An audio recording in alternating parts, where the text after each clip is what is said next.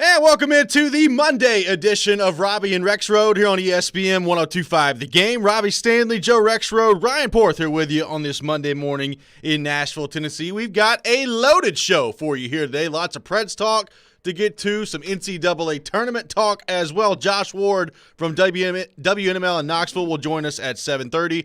Corey Curtis for his weekly visit at 8 o'clock. We'll get into all things NFL free agency and the Tennessee Titans. And then Darren McFarland at 9 o'clock, host of Darren Donica Chase.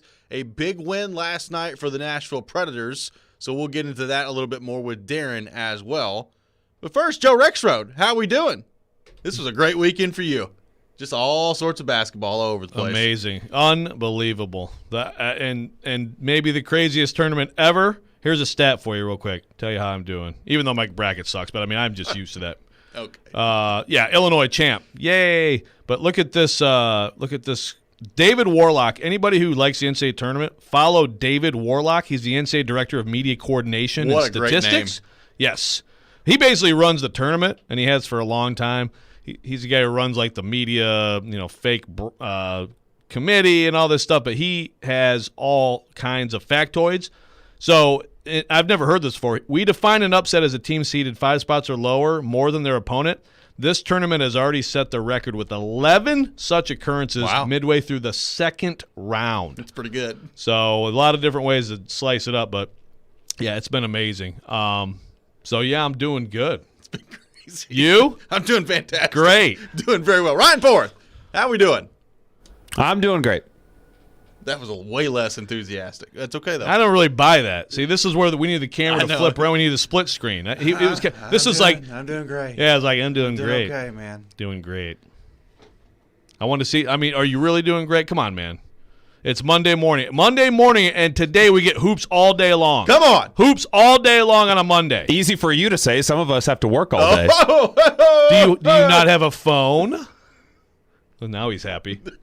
He got me. One shot in at Rexroad, and Ryan Porth's day is turned around immediately. Streaming live. The American way is to work and then actually be on the internet. But today you can be on the internet watching basketball. Yeah, come on. Multitasking. Luckily, I have a small little TV in the office. There you go. So okay. So I'll be able to at least keep tabs. There we go.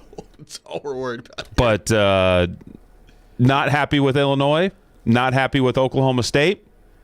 For various reasons. Yep. But one thing you are happy with is the Nashville Predators. Yes. Big win for the Nashville Predators last night against the Dallas Stars. And, Joe, it was interesting because they found themselves down 3-2 in the third period.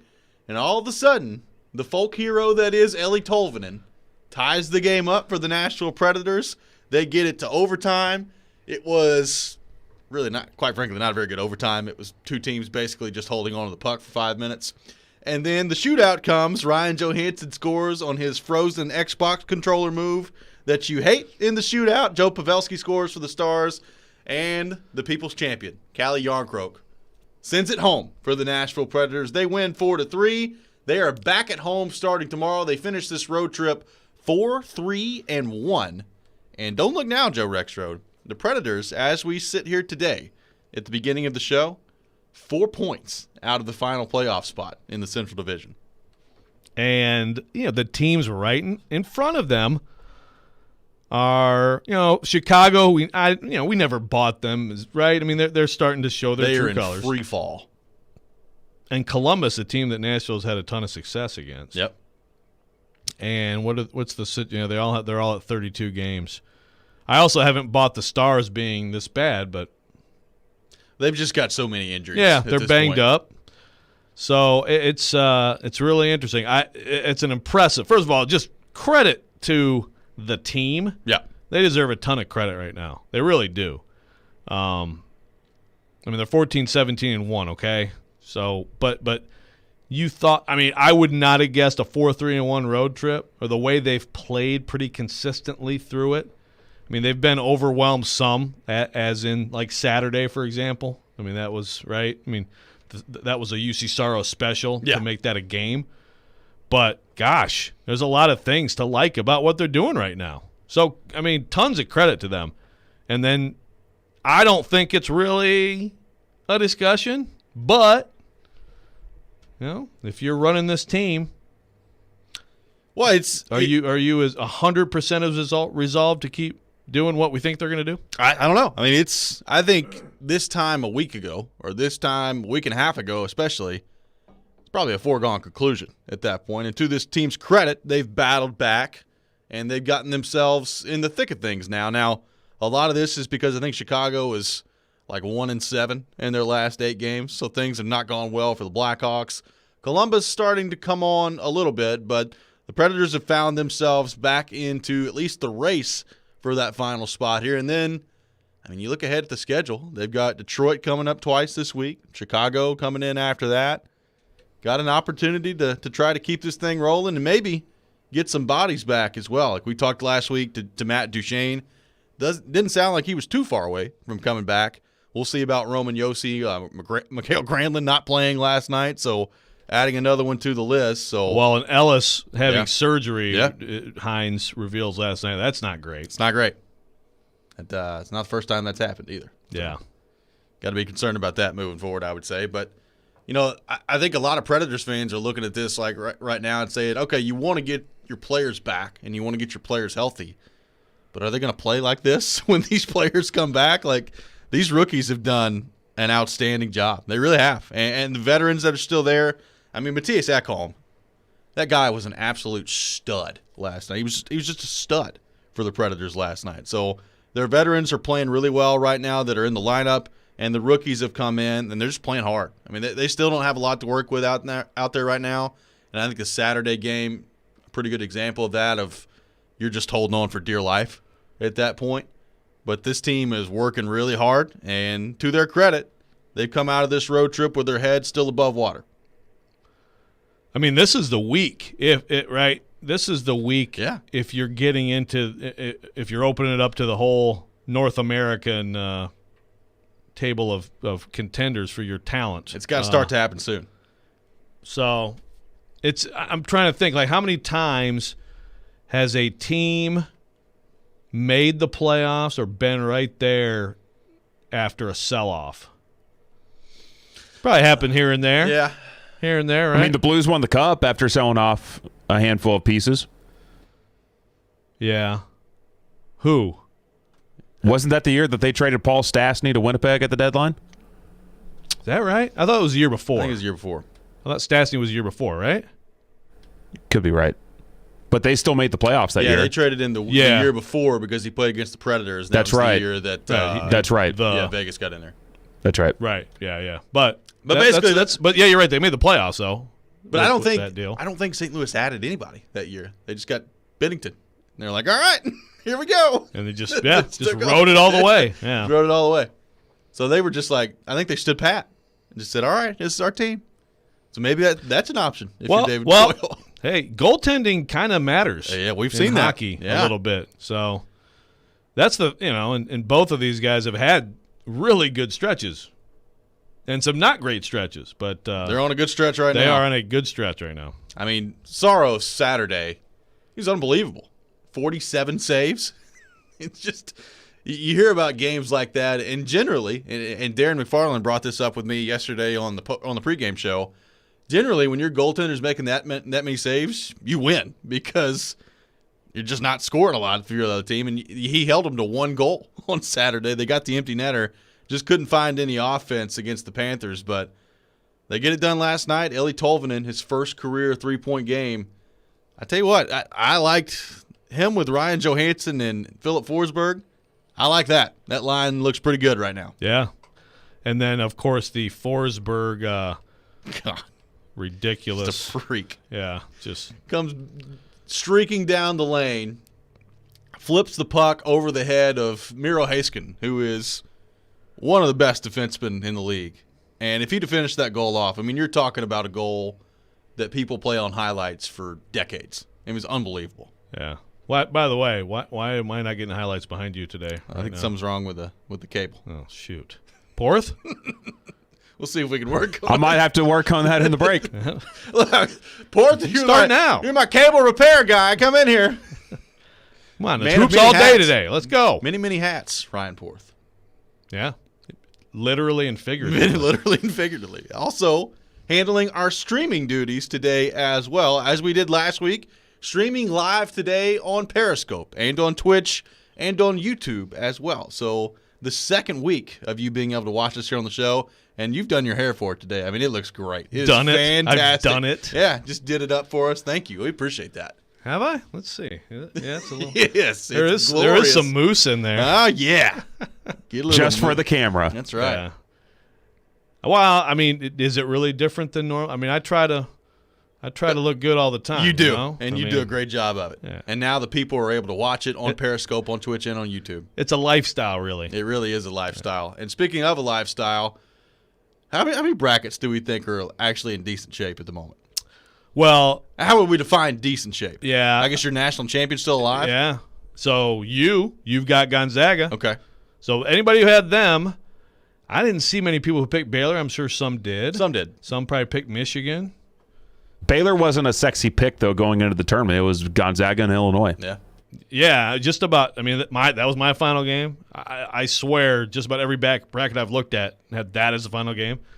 So if you had Gonzaga winning it, you're okay. But my gosh, I mean, usually there's perfect brackets still, and there's none. There's none. Right? I think ESPN's like their big thing. Like there's none. I think with UConn losing Saturday night, that's when I got the app push saying that there were no perfect brackets anymore. The Yukon game made that difference? Yes. Yeah, I mean, So not like Oral Roberts? not say, I don't know, Oral Roberts. Jeez. I mean, how many the Oral Huskies ruining things. You know, and it's too bad Colgate couldn't still be in this Ah, thing because man. the Oral Roberts Colgate puns. It could have been great. Yeah. And that kind of balances each other out because the Oral Roberts puns, you want to, take that easy a little bit. Got to be careful. Got another week of being able to trip all over yourself on the internet That's now. right. Speaking of the NCAA tournament, we'll continue to discuss that when we come back. What have you thought of the action this weekend in the NCAA tournament? And it's been crazy. Where does it rank in terms of the best opening weekends of the NCAA tournament of all time? We'll discuss that next. This is Robby and Rexroad here on ESPN 102.5 The Game.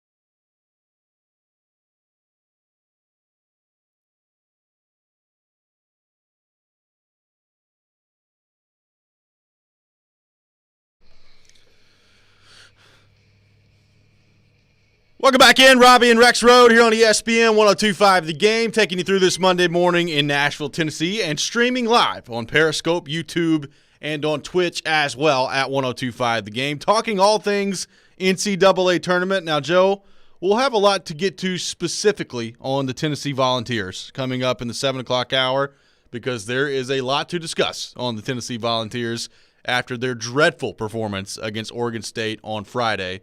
So we'll leave them out of things for the sake of this discussion and get to that coming up a little bit later. But as you view this NCAA tournament as a whole, it has been fantastic so far. Some upsets along the way. Oral Roberts making some noise like we talked about in the last segment.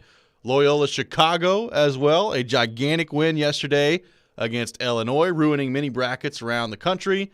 And the good old Orange of Syracuse getting things done as well, going back to the Sweet 16. And as you've said, more games lined up all day today for us to watch as well. What did you think of the opening weekend of the NCAA tournament? From my vantage point, this was about as wild of a weekend to begin a tournament as I can ever remember, and I am 1,000% here for it. Yeah, I'm with you. It was unbelievable. It's the wildest I can recall.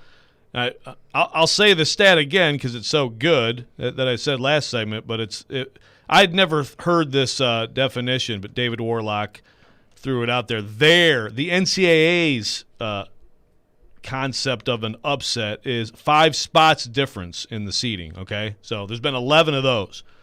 That's a record. We have not made it through the second round. So that's one way to look at it. I mean, you had – so just yesterday – first of all, let's give a little shout out to Jared Stillman. Yeah. Although this is kind of a conflict for Jared today, so I'll be interested to see how he does it on his show, because he gave some props to Wayne Tinkle of Oregon State. Yes, he did. And as he tweeted last night, I wake up today and I see that Stillman has tagged you and me and said, I guess Wayne Tinkle can coach. Hey, Oregon State, you're talking about a 12 that has advanced. So just yesterday, a 12 beats a 4.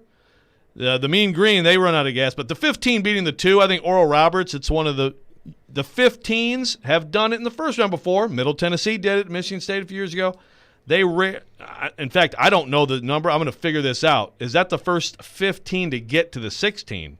Do we know this? I don't know. No, Florida Gulf Coast did it. Yes. Dunk City. Oral Roberts is the second one to do it. Okay. Thank you. Dunk City. That's right. Good call. But, I mean, that's – 15s, I think 6 or 7 times have won the first game against the 2, but to get to the next game, crazy. Rutgers had Houston beat. Yeah. We would be talking about another one of these.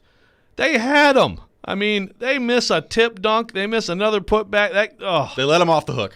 They did. You got Syracuse. This is one of the things in my bracket that I was like, yep, just put them in the Sweet 16, because Boeheim in that stupid zone as a double-digit seed, it's almost like a lock. And here they are, and his kid – who's like 53 years younger than him or whatever, 57. I mean, more than that, yeah. Yeah, the dude, Buddy Buckets, is balling. And then, you get Loyola against Illinois, insane, man. And total domination. That was just a destruction. Total domination. You knew 5 minutes into that game that it was going to be a long day for Illinois. Just the way Loyola was playing, and you knew that if Loyola kept this up, Illinois wasn't going to win that game. And one of the bad things I think about this tournament is that game. I mean, it was a fun game to watch, but Loyola is not an 8 seed. And I think that what they did this year, if they don't have the name Loyola, I think they're like a 5 or a 4. So I think they were underseeded. And that's tough. Well, it's not tough for them. They're in great shape right now. It's tough for Illinois. To be knocked out, and maybe I'm just bitter because Illinois was my champ in my bracket, but just an incredible outcomes here. And, we talked about some of the things that last week about, be wary of the hot team that comes in and everybody rides them. And Illinois is a great example. Beware of – now, I looked at Georgetown, and I was like, see, I just don't trust Georgetown. Like, I know they got hot and everything, and Colorado blows them up the map. Smoked. But I also didn't trust Oregon State at all. And here we are. I mean, I've watched 2 Oregon State games now, not ever, but, in a long time. I mean, it's been years. It's ever for me. I mean, yeah, okay. Yeah. It's totally understandable. I've watched 2 Oregon State games this year. I mean, you tell me that's not a good basketball team. Because on Friday, I was like, that's just disgusting from the balls, and I think it still is. They shot the ball really well. I mean, they've got some players. They play well. They're on fire. They got a 7-footer. You can't. It's hard to convince me that they're not a pretty good basketball team. Apparently, in that region, the key to pulling off an upset is having a big 7-foot white guy who looks like he just rolled out of bed from a frat house and is just hogging up all this space all over the court. Well, he was unstoppable against the Vols. Are you talking? But what about Eastern Washington? Because that's the ultimate. That dude. Oh yeah. The brothers. Did you see these guys? Yeah. Yeah. That would have been those guys should be in the Sweet 16. It's what, Taylor Groves, the Groves brothers. There you go. Yeah. One of them looks just like the kid from Napoleon Dynamite, the little brother. Okay. Yeah. And then the older brothers. Oh, someone tweeted something where I was like, "That's exact." Oh, it was Ubben. God, what the heck was it? I'm going to find Ubben's tweet. You find it. Also, Baylor has someone on their team that looks like he's from Bucksnort, Tennessee. The mullet guy? Yes. Yeah, it's a sweet mullet. I respect it. Yeah, I do too. The mullet's making a comeback nationwide, and it's Bob Huggins with the mullet. Yeah, it's something. Let me tell you. If you want to classify that as the mullet. We're getting mullets coming back and like 90s jeans coming back as well. Everything goes in cycles, Joe Rexrode. What do you mean by 90s jeans? Like 90s mom jeans are back in style. My wife's buying a ton. It's a big thing on TikTok. What brand? I don't know. 90s mom jeans? It's a TikTok thing. I've not delved into the space of TikTok yet. Yeah. I've resisted. Maybe you'll get there before I do. I will not get there. Okay. Here it is. You guys have seen the Rudolph, the Christmas Rudolph show? Like the claymation Rudolph, Are we Porth. American? As a kid growing up, You've never not watched seen the Rudolph show where he wants to be a dentist and everything? Good gracious. The kid wants to be a dentist? No? I don't think so. The Abominable Snowman? All right, well, I'll send you the tweet. But anyway, Christmas. So here you go. This is the dude from Eastern Washington. That's Yukon Cornelius. Yes. Yes. Thank you. Yukon Cornelius. Incredible. Come on. And that dude had like 35. I mean, he was killing them. No, this is one of the best things about the tournament always is the players that you wouldn't normally know about, including the kid from Ohio. And that's a pretty cool story. Preston? Yes, Jason Preston. Yeah. Who was a blogger, wrote about the Pistons, of all teams. Poor guy. And, couldn't get off the bench in high school. Yeah. Couldn't get off the bench in high school. He lost his mom, to cancer when he was 16. And this dude is he's like an NBA prospect now. Yeah. That's the cool thing about that. And Krutwig from UIC. Or not UIC, from Loyola. Sorry. Sorry, Loyola. Loyola's going to win it all. I need to get their name right. Need to get him right. The dude's unbelievable. I mean, he's and Tennessee fans will remember Krutwig. He was a freshman, very good. Yeah. Same thing. They've had a problem with him. He was big. He made great passes, but now he's kind of like what Draymond Green is to the Warriors. Not exactly, but like he's the big who really is the point guard of the offense. Right. They run their offense through him, and Illinois just. And then when all else fails, he'll throw up a little hook in the lane. I mean, tell you what. That team's scary. That is a team that can win this tournament. They're really good, and they just took it to Illinois yesterday for sure. Abilene Christian, big win over Texas. Oh, by the way. Over a 3 seed. They'll be back at it today against UCLA, or UCLA, as Ryan Porth refers to them as, in the 11-14 matchup today. Well, and the big win against Texas. A big win, incredible. Incredible defense. Yep. They're like the Texas Tech defensive style. Man, Shaka Smart. See, from the time Rick Barnes lost that game, it's not like anything makes it any better, but it's a good reminder. Like Texas hasn't won a tournament game since he left. Shaka Smart. I mean, Shaka Smart. This is really interesting with him. They had a heck of a year. They've been recruiting well. I think he's a good coach, but my gosh, you can't lose to Abilene Christian as a 3 seed in this tournament. You can't. And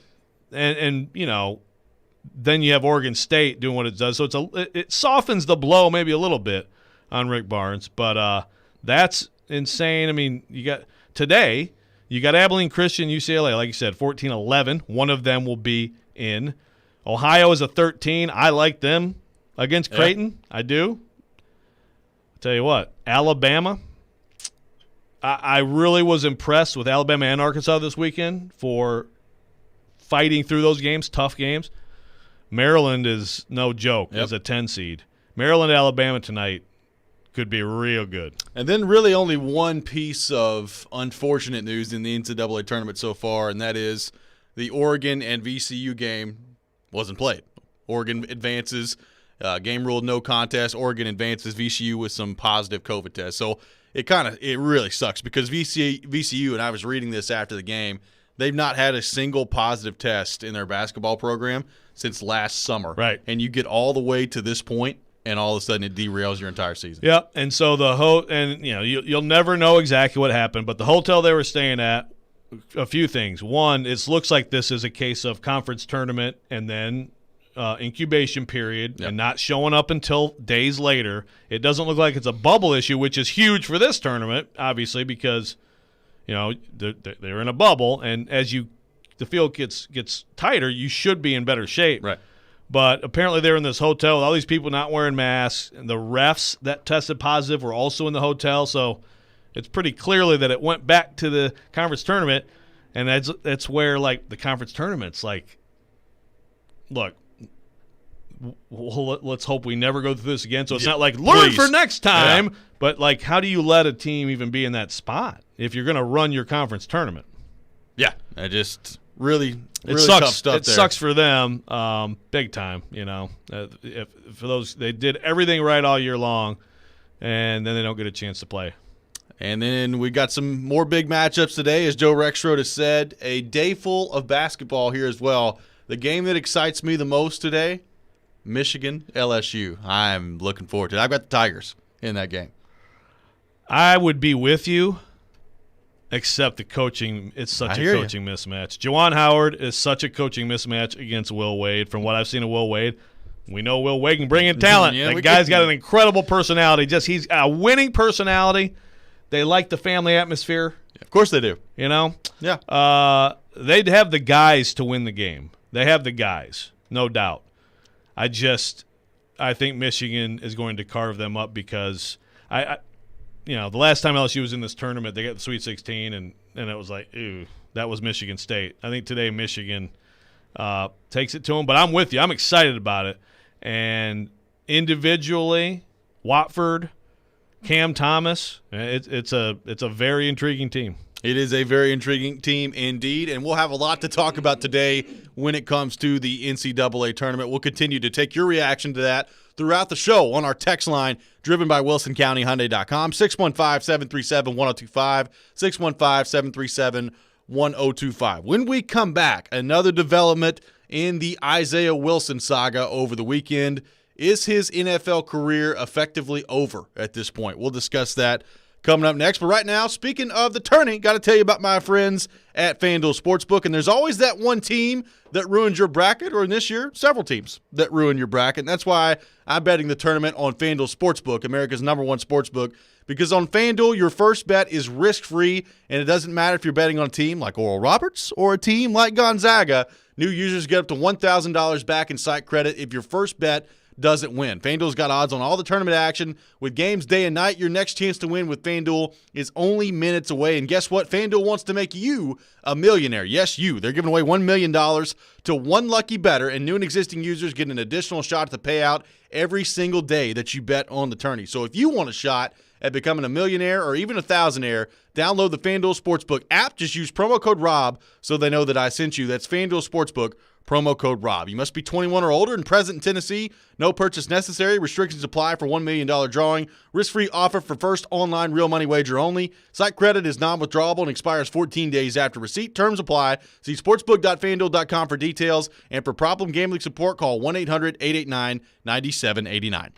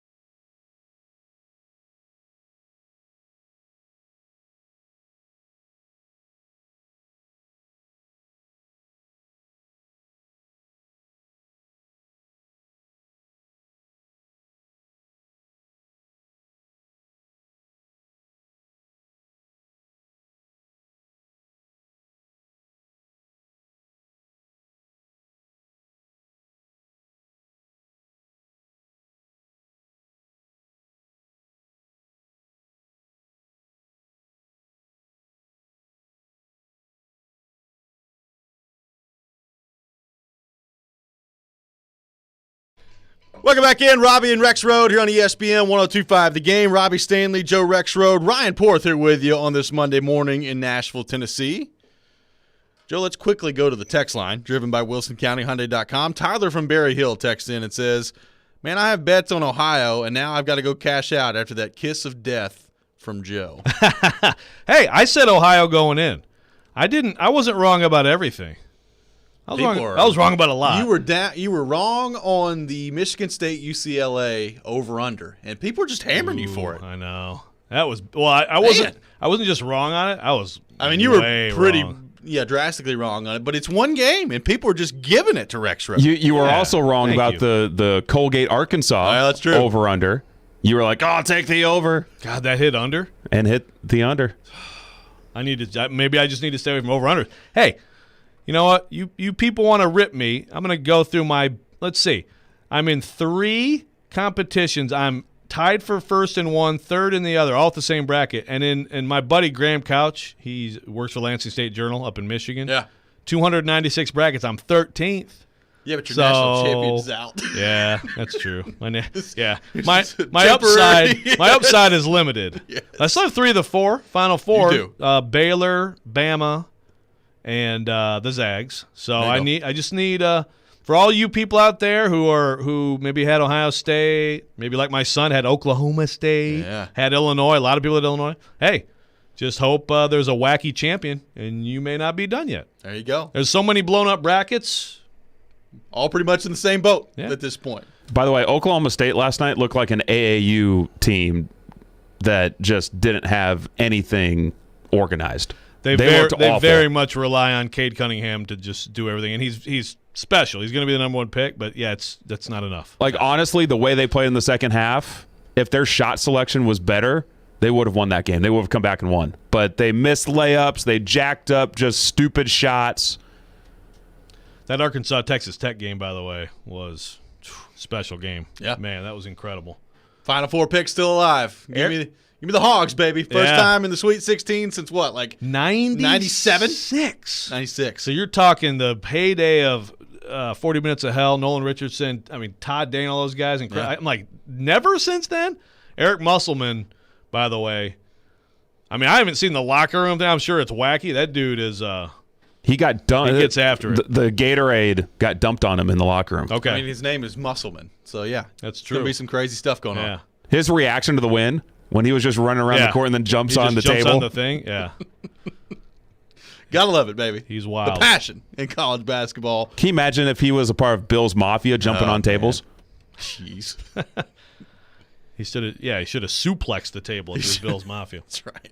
We'll continue to take your thoughts all show long on our text line driven by WilsonCountyHyundai.com, 615-737-1025, 615-737-1025. Joe, some news over the weekend when it comes to the Titans and their former first-round pick, Isaiah Wilson, as we know, traded a couple of weeks ago to the Miami Dolphins, and news coming out that the Dolphins have cut Isaiah Wilson over the weekend.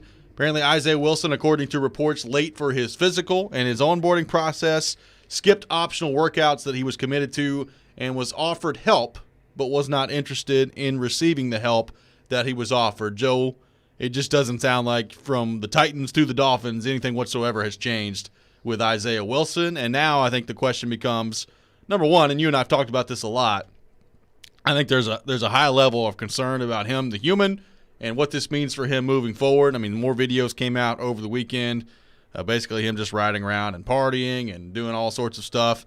It looked like down in Miami. So that's the number one concern. But number two, it's got you asking the question now that it hasn't worked with the Titans and it hasn't worked with the Dolphins.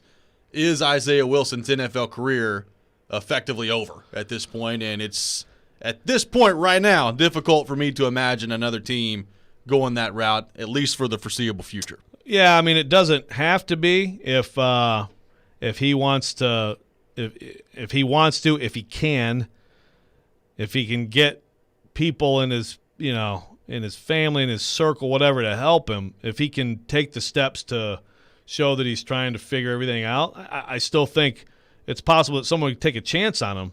But, man, it's close. And, this whole thing, again, this gets into back and forth on this, and I had a lot of it with Titans fans over the weekend. I mean, look, you don't have to feel sorry for Isaiah Wilson. You can be mad that, your team spent a first-round pick on this dude. I get it. But, if you look at this whole thing, and again, there is stuff that I know that I can't report, okay? And we've talked about that, and that's just how it is. And that's really how it should be, because Isaiah Wilson is the one who needs to tell his story.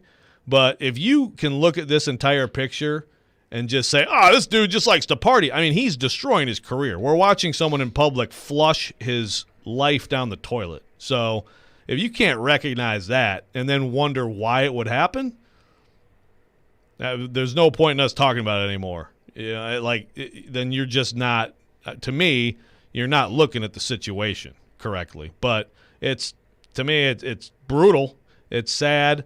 And I hope he figures it out. I hope he gets help. I hope people stop enabling him, as it appears is happening, and he can get back in leagues. I think he's good enough to be a player in this league. I mean, how much? He got paid last year, but money can run out at some point. Yeah, that can run out fast. So I'm not shocked by it. And we said it when he got traded to the Dolphins, maybe not the best place. Yeah. For him. But honestly, right now, what's a good place? Sure, I agree. You're right. Yeah. I mean, it's just that's what it is. To me, at this point, I would be surprised if he's back in the league at any point. This, it looks like it's trending in a direction that football is not going to be a part of things moving forward for Isaiah Wilson. That's a secondary concern to me at this point. To me, I'm just hoping this doesn't end up really bad, because that's what you're worried about at this point with the way things have been trending with Isaiah Wilson. Obviously, the guy needs help, and it doesn't appear that he's receptive to that at the moment.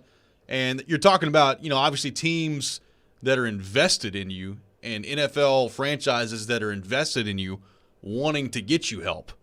What's going to happen when no one is wanting to get you help? That's the concerning part to me. Exactly. I mean, there's a financial incentive. There's a massive. I mean, the Titans had a ton of incentive, and again, without every little detail, I can report with full confidence that the Titans did everything you could possibly think of.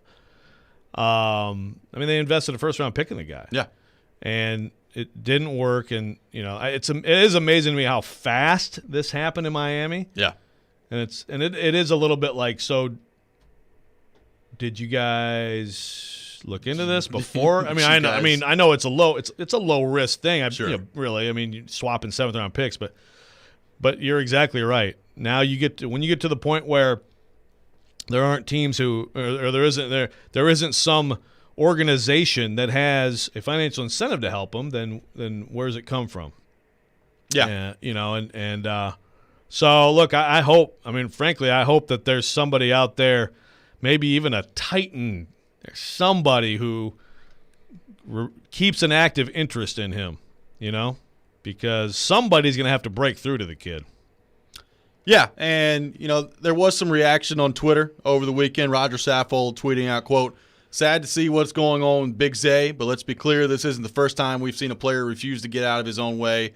Just haven't seen it happen this fast and in this light." And he's right. I mean, this when you're thinking about this issue, this is not unique to Isaiah Wilson, but to see it unravel as fast as it has, and maybe unravel is not even the right word, it never got started with his NFL career, just to see how, this time a year ago, the draft hadn't even taken place, and Isaiah Wilson wasn't even a part of the NFL, and now it looks like he could be permanently out of it. It just, things happen fast, man. Yeah, and I've never seen anything like this, and this also means, although I think when you talk about biggest busts, I do think that you think more about the Ryan Leafs, you think more about the number one, the Tony Mandriches, number two pick, something like that.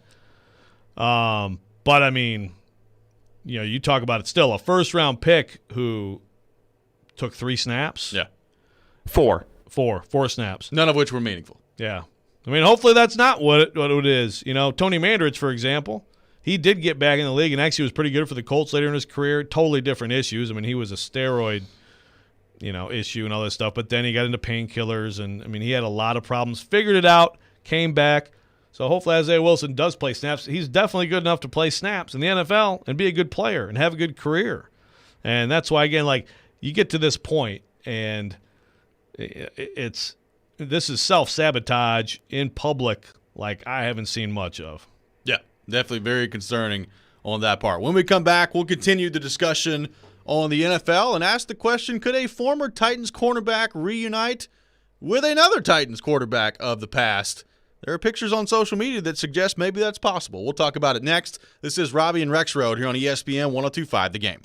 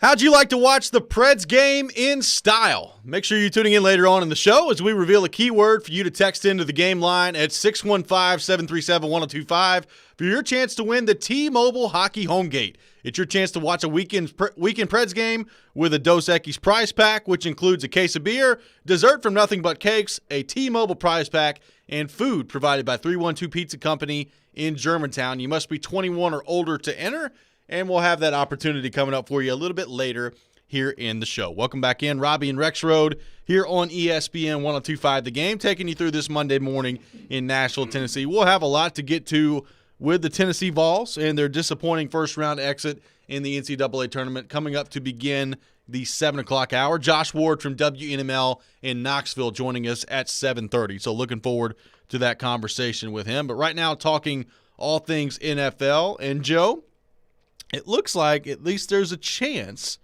that maybe Adoree Jackson could reunite with a former member of the Titans secondary in Logan Ryan. Now, this coming out, I believe, yesterday on social media. Logan Ryan tweeting out a picture of he and Adoree Jackson hanging out, eating a little dinner together, and that got Titans fans wondering, okay, could Adoree Jackson end up with the New York Giants? We saw the Giants making some big moves over the weekend. Kenny Galladay ends up on a 4-year contract with the New York Giants as well. Could Adoree end up in New York? And if you're the Titans and a Titans fan, how would you feel about Logan Ryan and Adoree Jackson in the same secondary, just not with your team?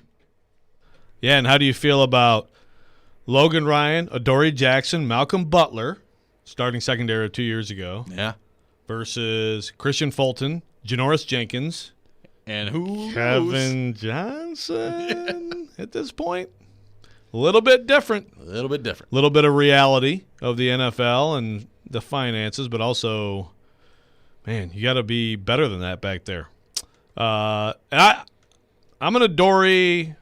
Am I an Adoree fan? I don't know about that, but I've always thought Adoree was good, not great. Not sure that he'll be great, but you know what? He's not bad. I mean, the guy can run. I think he's done some really good things. I thought he was really taking a step as a player in 2019, and then, of course, we know what happened last year. But, yeah, the Giants, little reunion there, that'd be a big pickup for them. Would be a big pickup. I'm interested to see not only with Adoree, but with Malcolm Butler as well, what does the next deal look like for those two? I think Adoree's really interesting because obviously he's younger and maybe a team that if you're a team around the league, maybe given a multi-year deal to, looking to be a part of the solution in the secondary for years to come.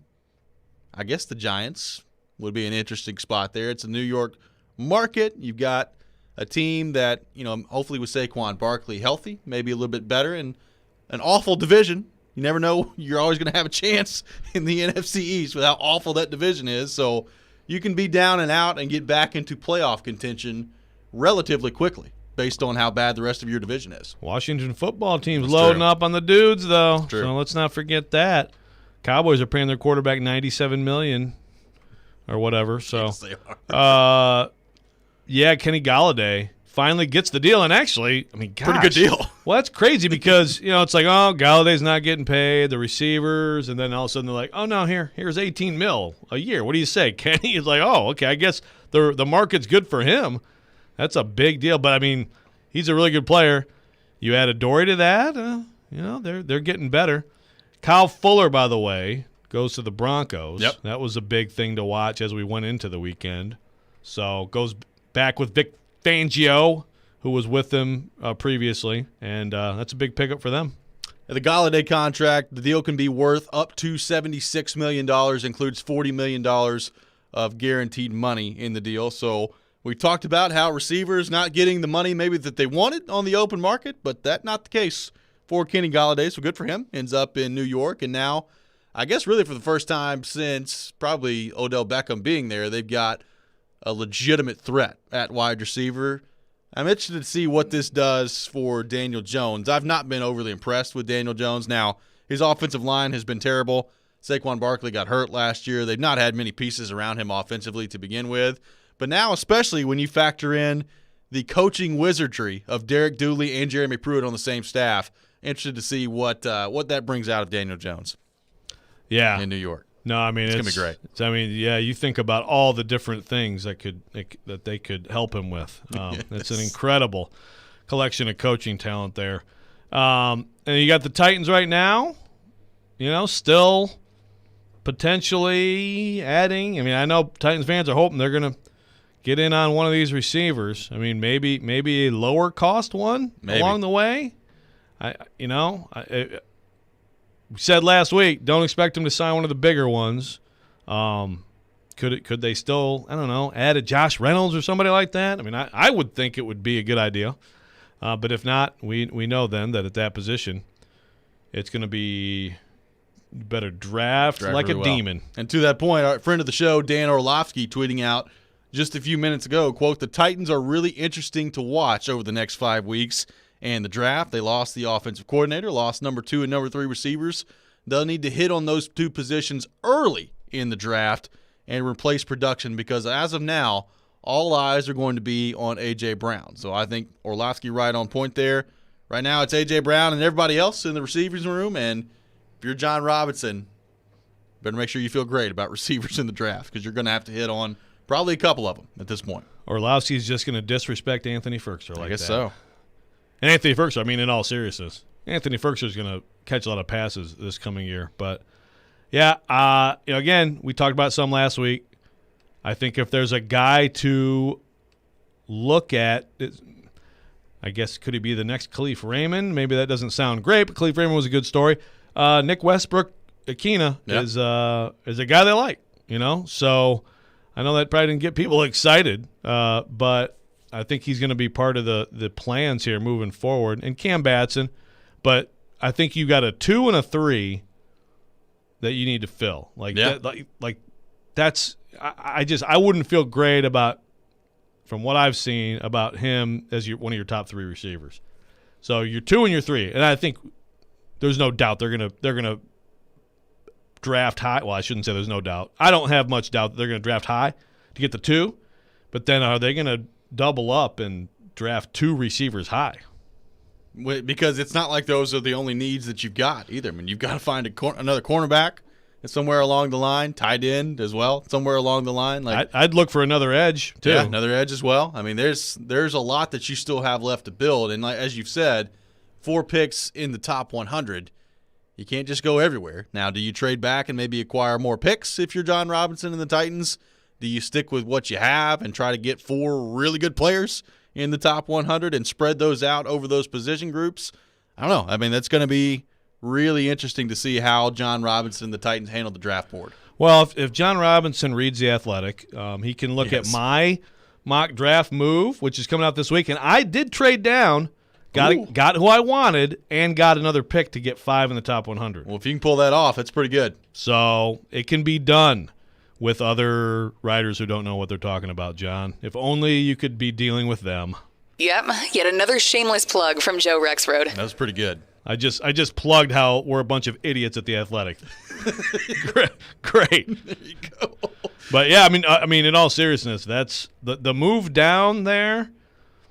Yeah, you could do the move up too if there's somebody you absolutely covet, and you're probably going to stick there. But the move down there, if you can pull it off and be late in the first, might be the way to go. Because I just they have to have both quantity and quality in this draft. Coming up next, we will switch gears and get into the Tennessee Volunteers basketball team. A very disappointing performance over the weekend in the first round of the NCAA tournament. What did we think of the game? What do we think of this season as a whole? And where does Tennessee go from here with Rick Barnes? We'll discuss all of that coming up next. This is Robby and Rexrode, streaming live on Periscope, Twitch, and on YouTube, and coming to you from the Wholesaling Studios powered by RumbleOn.com. You're on ESPN 102.5 The Game.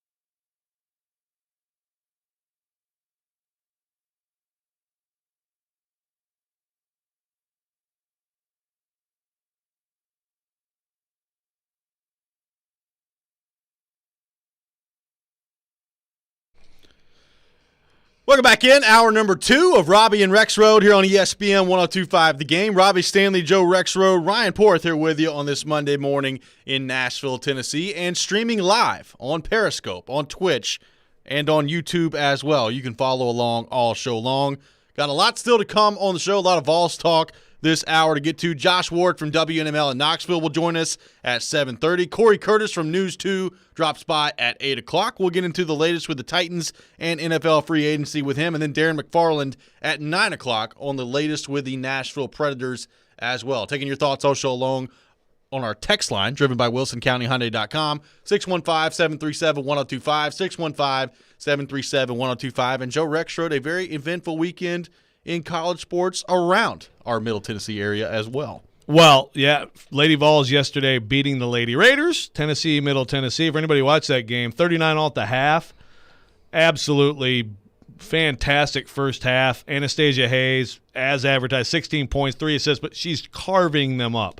And I'm watching that game saying, man, obviously UT has way more size and they're more talented, but Middle is just, they've got a great plan. They're hitting the gaps. They're driving and kicking. They're hitting threes. This is what they do.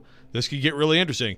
And the second half was, I think a lot of it was that Middle plays 5 players the entire game, and they ran out of gas. But the size of Tennessee came through. They played great. Obviously, Renata Davis is always great, 24 and 14, but everyone played well. And so now you've got Tennessee, Michigan at 4 o'clock tomorrow on ESPN2 to get to the Sweet 16. Lady Vols fans know this program got to the Sweet 16 34 of the first 35 tournaments. Pretty good. And good has missed 3 straight. And that not including last year, but like 3 straight times in the tournament has not gotten in to the Sweet 16. Do I have that right? 17, 18, 19. Yes. So, this is a good chance to get back there. And I tell you what, this team could do some stuff. We'll see. But there's some promising signs with this team and how it's playing. Belmont women today against Gonzaga in the NCAA tournament, a 5-12, trying to pull off the 5-12 upset that Stephen F. Austin almost got done yesterday against Georgia Tech. That game is at 3 o'clock on ESPN2 today. And I watch college baseball some Saturday while NCAA tournament basketball is going on. That's a big deal. That's a big deal. But Jack Leiter from Vanderbilt, my goodness. No hitter, baby. No hitter. He lead-off walk and a perfect game after that. Yep. Hitting, I think he hit the gun like 90, what did he hit, 96, 97 on the gun in the ninth. 16 strikeouts. Vanderbilt, and they're so good. South Carolina came back and won the game yesterday, which I know, there's a great Tim Corbin quote. I don't even know the context of it, but I just know how Tim Corbin is after losses. He I think hates losing more than any human I've ever seen. Yes. So he called. I'm gonna find this because Robby Weinstein at 27 Sports tweeted this yesterday. He called COVID-19 because they've had some COVID-19 issues. A big glass of suck juice. Is that right? Yes. I want to make sure. I want to make sure I get this tweet. Yes, a big glass of suck juice. So there you go. But Leiter and Kumar Rocker, who also dominated. You might be the first 2 picks in the draft. Yeah, I think they're both going to be great major league pitchers. And you don't want to put too much on someone. You got to be healthy. They're ridiculous, and so any chance you get to watch them this year, I would take that opportunity. Absolutely, and you'll have plenty of chances coming up to watch them as well. A dynamic 1-2 punch for Vanderbilt baseball. One thing that was not dynamic on Friday was the Tennessee Volunteers and their offense, especially when it came to their first-round matchup against Oregon State. Look, we got a lot to talk about this hour with the Vols and Rick Barnes and where they go from here. I just want to start specifically with the game on Friday against Oregon State. That was rough. I mean, that first half, especially offensively for Tennessee, they couldn't make a layup. They were turning the ball over left and right. They could not get anything set up offensively. It was ugly. Look, we've seen Tennessee have some ugly games this year. The Auburn game comes to mind where they were just atrocious and turning the ball over left and right. It was never anywhere near as ugly, in my opinion, as it was in the first half of that game against Oregon State. They got blown off the floor in the first half and were never able to recover after that. Yeah, it was really bad. And again, Oregon State, they're in the Sweet 16 now. So there's a little bit different perspective on that now because of that. But because they're playing really well, but still, I mean, look, Tennessee has thumped Kansas, has beaten Arkansas. Like, we've seen this Tennessee team go to Missouri and just annihilate that team. Look really good, and it's very disappointing. And I thought they played so much better in Nashville, and even in the finale against Florida. It's so disappointing to see them perform this way in a game that means this much. And I don't – I think that you got to have better counters from a coaching perspective to what Oregon State was doing. When a team's that aggressive with you, you have to counter that somehow, and they just didn't. And they missed John Fulkerson, no doubt. It really sucks that John Fulkerson goes down on the elbow. By the way, Mike White essentially suspended him for their first NCAA game, which I give Mike White a lot of credit for, and I give the SEC no credit for not suspending, which they should have done. But Fulkerson is not – that doesn't explain away what we saw, and defensively what we saw from this team. One thing I saw for sure is, Jaden Springer and Keon Johnson are fantastic talents, and I think they're both going to be gone, and I think they're both going to go in the first round.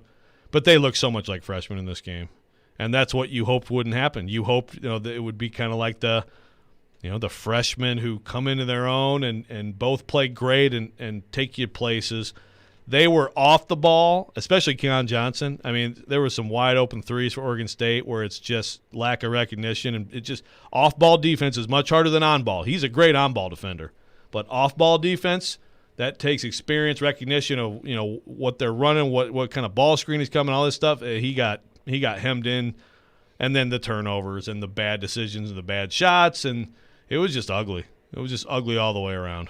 Yeah, it was ugly, and it was interesting. I mean, the first half they had no answer whatsoever for Roman Silva. I mean, absolutely zero answer, and obviously not having Fulkerson in there, but Yves Pons is a guy, as you've said many times, generally the most athletic guy on the floor.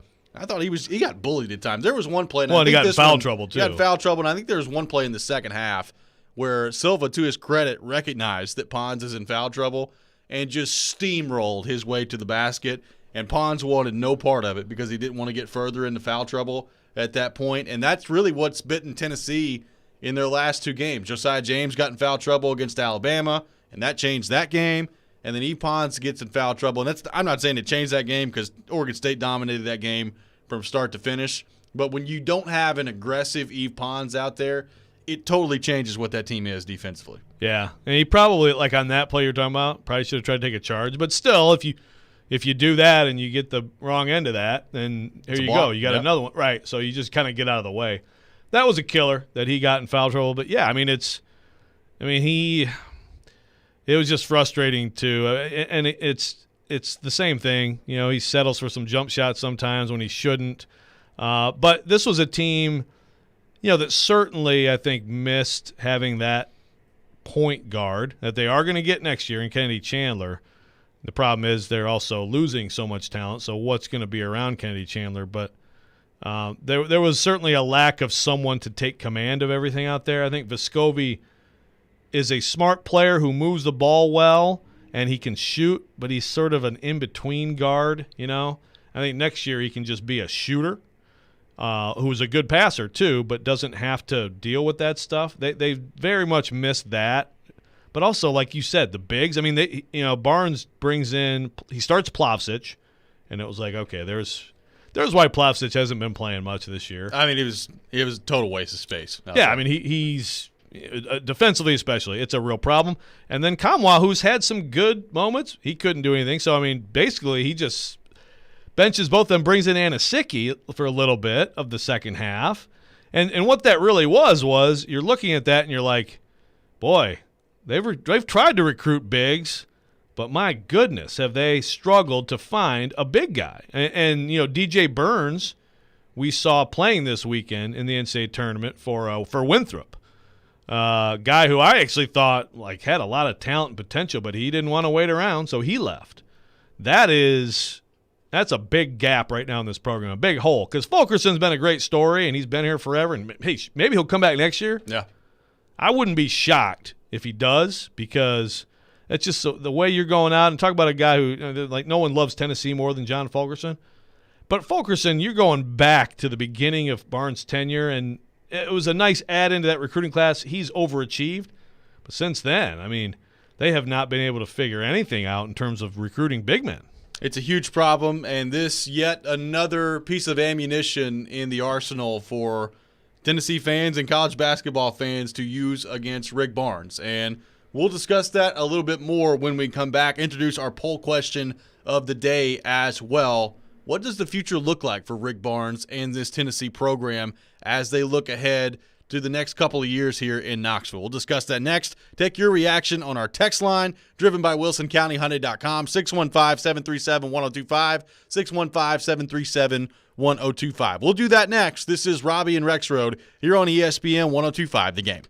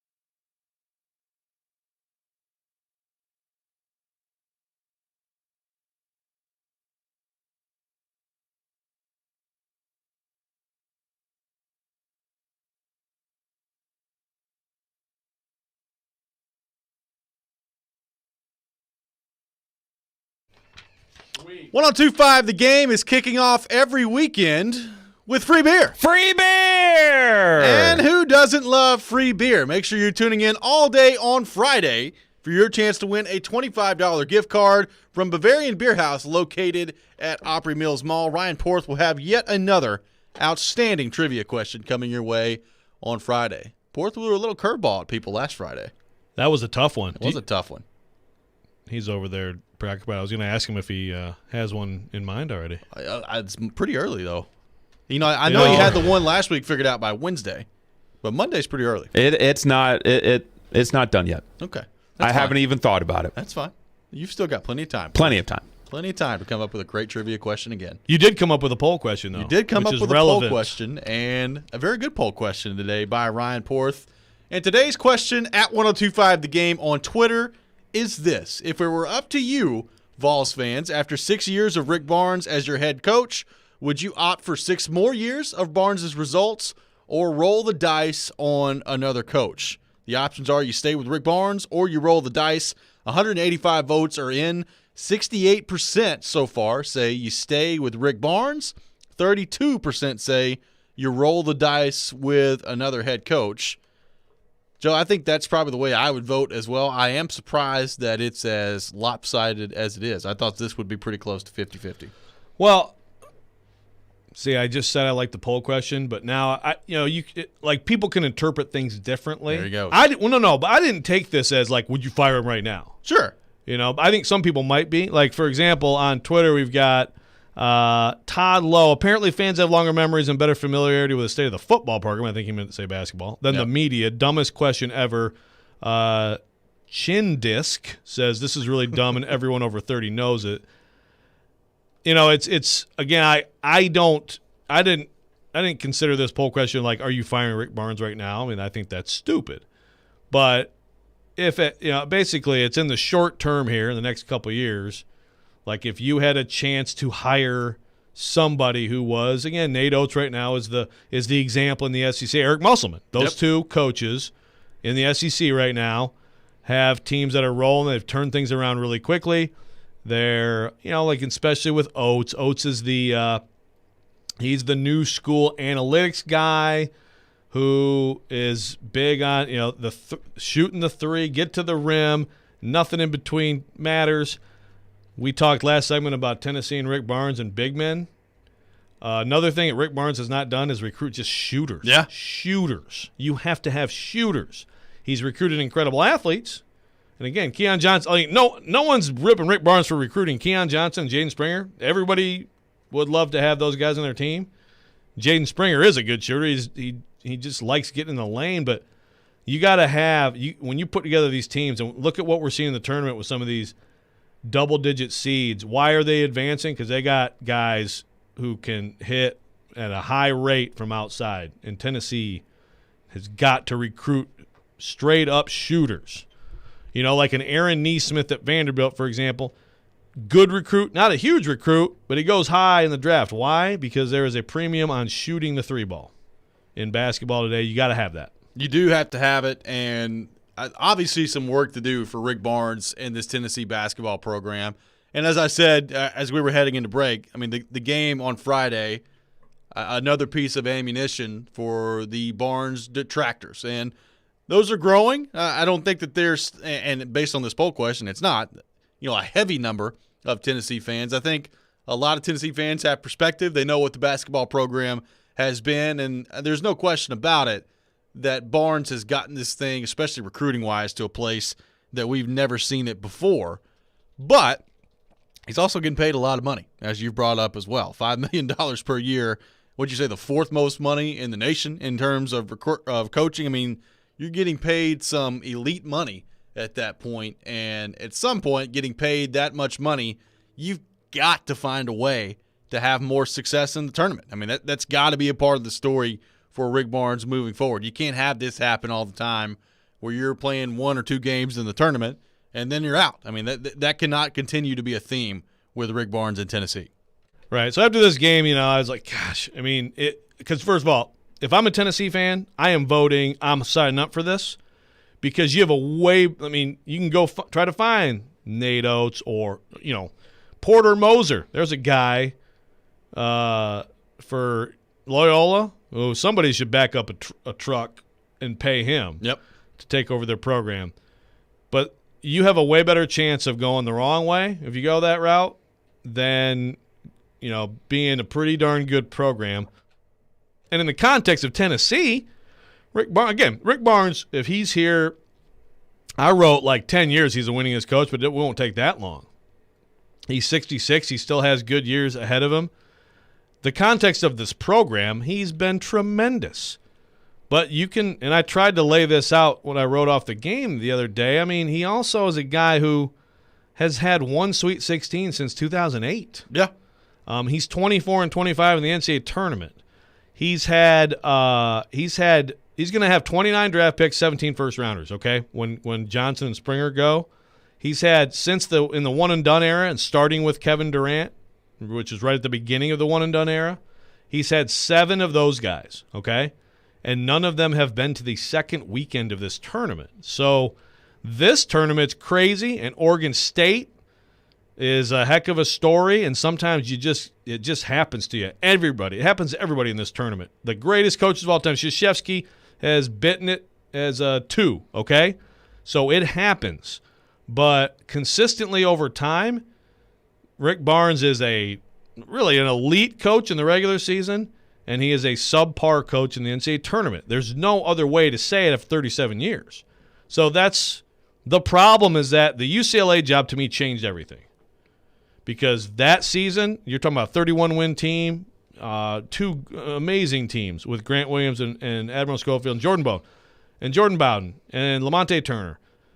But when the flirtation happened with UCLA and he almost took that job, and then Philip Fulmer gives him a 5-year, $26 million contract, that was Tennessee saying, you're the top crust of coaches in this country, and we're going to pay you as such. Yeah. And so it changes everything. One, I mean, if I'm a Tennessee fan, I'm not happy that he was trying to go to UCLA. Why aren't you happy at Tennessee? You have everything you could ever want. And 2, now you're getting paid like this. So, okay, let's see the Final Fours. I'm sorry, but that's just how it works.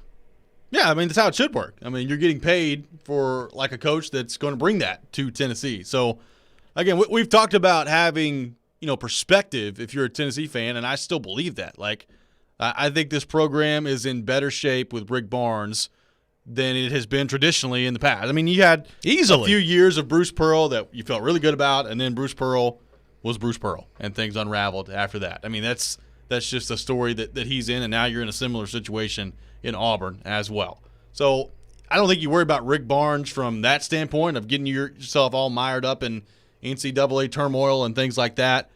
But to your point, he has proven to be a very good coach in the regular season, and come tournament time, it just doesn't work. At least it hasn't worked any time recently. I mean, you're talking about one Sweet 16 appearance since 2008. Now, as you've said, it's not simple, obviously. I mean, Texas has not won a tournament game since he's left, and you're talking about a team that was a 3 seed this year and got beat in the first round by Abilene Christian. So yeah, Texas fans should be more upset with him than Tennessee fans should be with Rick Barnes. Right, exactly. So it's not like he's alone in this conversation, but I think you get 2-3 more years down the road, and if this continues to be the case with Rick Barnes and they are disappointing come tournament time, I think it's going to be fair to start asking questions then, should Tennessee maybe move in a different direction. And then you factor in his age as well. I mean, there's a lot that could happen. Yeah, and I don't know what his plan is, but I know that Jim Boeheim's 76? 76. Krzyzewski's in his 70s. I mean, these guys,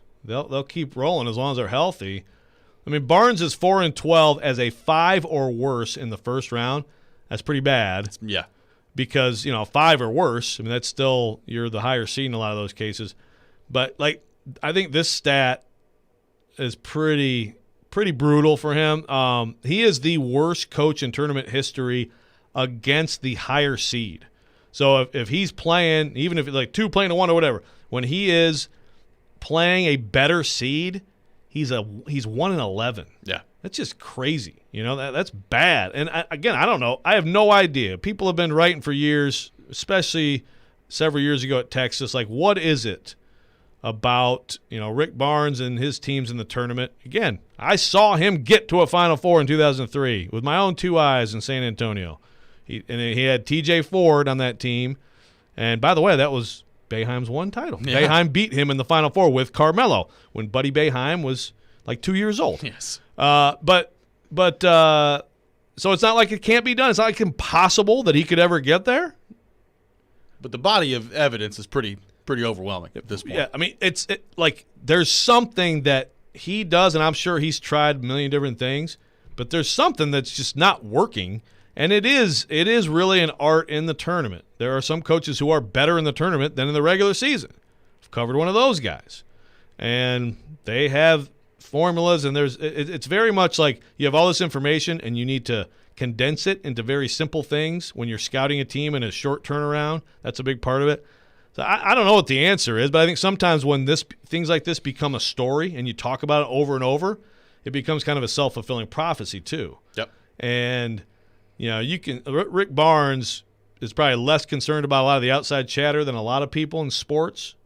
I think he's a very grounded, down-to-earth guy, but he knows that everybody talks about this, and he knows that this is the reputation, and I'm sure it eats him up to a certain extent. But this, like a year like this, it just doesn't help because he had a very talented team. He did, and a very disappointing finish for the Tennessee Volunteers, and we'll talk more about that coming up next. Josh Ward from WNML in Knoxville will join us. We'll do that next. This is Robby and Rexroad here on ESPN 102.5 The Game.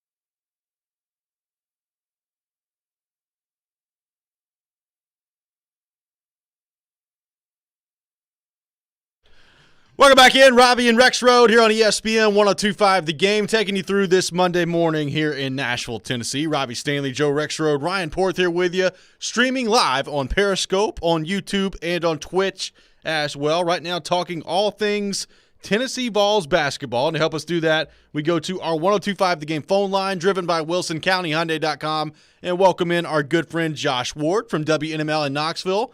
Josh, what's going on, man? How we doing? Hey, doing well. Good morning. Well, Josh, obviously a crazy weekend so far in the NCAA tournament. Let's start specifically with just the game itself for Tennessee against Oregon State, a game where they were really dominated from start to finish. What did you see in that game, and what was the most disappointing part to you if you're looking at it from a Tennessee fan's perspective?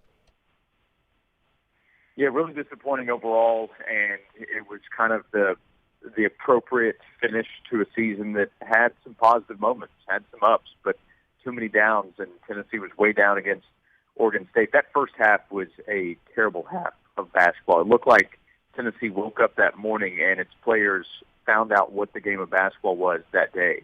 And Oregon State came in and took advantage. Oregon State continued its hot shooting, and Tennessee showed how bad it could be offensively, shooting the basketball and at times just trying to get into any kind of rhythm. And it never materialized for the Vols. So I thought going into the NCAA tournament that what we had seen in those two games against Florida and against Alabama was a sign that Tennessee had put something together, not to go on a run super deep into the NCAA tournament. I told you guys last week I still really question their ability to get out of the first round, the first weekend. But I really liked Tennessee's chances against Oregon State, and I was wrong. A lot of people were wrong on this team all season long. Yeah, and of course, I'll raise my hand. Wrong on Oregon State, too, by the way, who looked awfully good last night. But if you're characterizing this season then, Josh, like what's your quick synopsis of what this team was, what this season was for Tennessee? I thought it was a lost season. It was a season that, as I mentioned, had some bright spots, like that win against Missouri to open up SEC play, where people around the nation were talking about Tennessee as a top 3 team. At the time, it was, hey, watch out for the Vols here. Gonzaga, Baylor, and then Tennessee coming on. And they almost fell apart right after that. Tennessee had the loss to Alabama. And even then, I think a lot of us believe, okay, well, you're going to lose games. That's fine. Tennessee will bounce back, and it just never happened consistently enough. And the Kansas win was nice. That was another sign of what this team was capable of. But there were too many games where Tennessee showed how bad it could be, and those bright spots started to fade away as the season went along for Tennessee. And now Keon Johnson, Jaden Springer are expected to go to the NBA. Pons will be moving on. So these players that had come in and come together, and yeah, I don't think they had big chemistry issues in terms of off the court, locker room, anything like that. They just never could seem to put it together on the court. And I don't know that they had that one guy where he could grab players, teammates by the jersey. He could take charge. I think the guys did their best. Their best just collectively was not close to being good enough. Josh Ward from WNML in Knoxville on the line with us, driven by WilsonCountyHyundai.com. And Josh, as you know, lots of criticism after the game about Rick Barnes and his NCAA tournament record. And not only that, but the way he handled this team all season long and how frustrating this team was to watch. As this program starts to move forward here and you're still recruiting at a high level if you're Rick Barnes, how does this team and this staff need to go about reinventing themselves and handling how they construct this roster as they move forward, in your opinion? Yeah, the roster for next year is a big question because of the players I mentioned that will be moving on, and the transfer market is something that every school will be interested in, and Tennessee will be on that list. And by the way, those issues that I just talked about, it's Rick Barnes' job to get that figured out for them. And when they had those offensive issues throughout the course of the season, Rick Barnes is the coach. That's his job. So roster construction, it will help to have somebody like Kennedy Chandler, a legitimate talent with the ball in his hands who can help this offense make plays. That would be the goal with him coming in right away. Let's see what they have in the post because they didn't really have that presence. But again, Rick Barnes couldn't figure out what to do without it as this season went along, at least from a consistent standpoint. So that they have to go back, and I would look at what some other teams are doing and figuring out why are they having success, what are they doing well that we are not, where have we maybe gotten behind.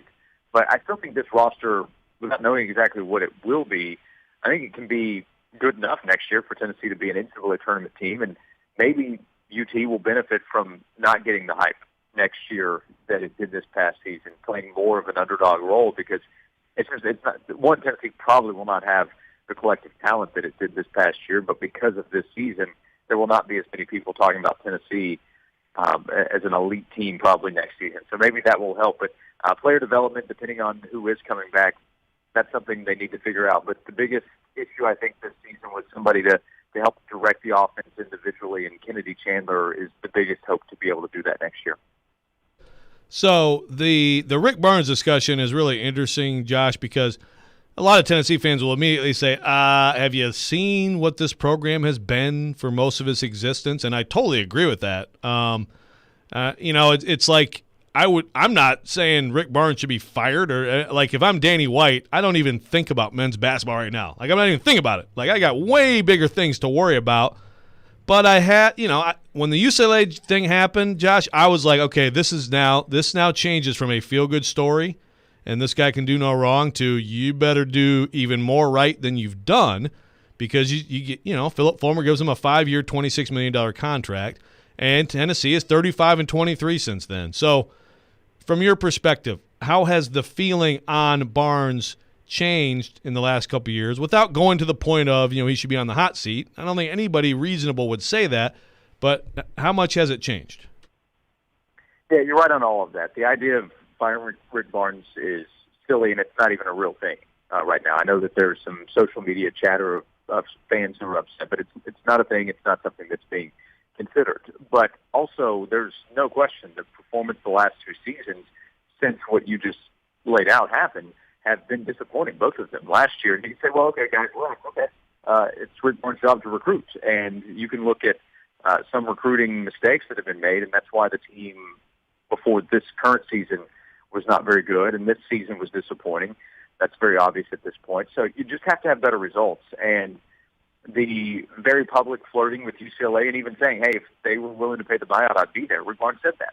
So fans knew that. And they held on to it. And, coming in and performing better than expected with Grant Williams and Admiral Schofield and those players was great. And that's why fans were so excited for Rick Barnes to stay. But there's just no argument. The results of the last two seasons have not been good enough. And when you are a top 5 paid coach in college basketball, the expectations are going to go up. I'm not saying that expecting a Final Four is fair or realistic. Tennessee's never been there. I don't think many programs should expect that. I think Kentucky, Duke, Kansas should be expecting Final Four appearances. But also, you shouldn't expect to miss the tournament last year, which they were going to, and lose in the first round to a 12 seed in the NCAA tournament this year. That is falling short of expectations, which are pretty high internally, by the way. So, yeah, they need to be better next year. They need better results, and fair, unfair, that $5 million salary, which is going up and has big bonuses, fans are going to hold that against the coach. If the coach is going to say, hey, you need to give me all this, well, then fans are going to say, you need to give us better results. Josh, obviously a lot of issues with this Tennessee team this year. In your mind, where does the lack of recruiting or lack of development when it comes to the big men and the post presence fit in this discussion in your mind? Yeah, it seems to be a part of it, especially with what Rick Barnes wants to do. He was talking after the game about not having a post presence. They need to get that back, and the recruiting has been an issue. They had one player, DJ Burns, who looked like he could help with that, and it didn't work out. And he was pretty good for Winthrop this past season, which is at a lower level, but also an NCAA tournament team, and played pretty well the other night, I thought. So he's the kind of guy that Tennessee could have used, I think, on this roster. Not just his physical presence in the post. I'm not saying he's a great player, but he's also a better option than a lot of what Tennessee had there. But also just his style, the way he plays, his personality is probably something that this Tennessee basketball team could have used, and they've missed there. And I know they love Umar Splavicic, and he is a good teammate, and he got some minutes, but he also has not been the difference maker that they hoped in the post, not even close to that. So same with Drew Pember. Through 2 seasons at Tennessee, he's not been able to provide them anything. So that, if you want to talk about recruiting, Keon Johnson was a great get. Jaden Springer was a great get. Kennedy Chandler, I'm confident, is going to be a great get. Let's see what Jamon Meshack can do. He's a guy with more length that can come in. Corey Walker didn't contribute to the team this past season. He was a highly touted forward, but around the basket, Tennessee's recruiting has just not worked out. Do you think there's any chance Fulkerson comes back, or how big of a chance do you think that is that Fulkerson, the way this ended, might come back next year? Yeah, that's a good question. I've wondered that myself. I don't have an answer. I'm more asking as well. If John Fulkerson was leaving open the possibility of coming back, while it seemed unlikely ahead of the postseason, the fact that his postseason ended for him the way that it did and this season went the way that it did, John had already said publicly that this season not being as good as he'd hoped or Tennessee hoped would at least factor into his thinking. Then what happened against Florida, I would think, factors in as well. But I don't know. He has to weigh his options of, okay, can I just go make some money somewhere? He's not an NBA player right now, but he can make money professionally. I think he's going to be 24 this spring. So at some point, people are ready to just move on. But coming back, it's not a bad option either. So if Tennessee's coaches try to convince him and the end of the season is another factor, then that would at least help Tennessee's chances of getting him back. And if I'm Tennessee, I would really want John Fulkerson back. Josh Ward from WNML in Knoxville has been our guest here on Robby and Rexrode. Josh, great stuff as always, my man. Appreciate you taking time to join us this morning. Hey, you got it. Thanks, guys.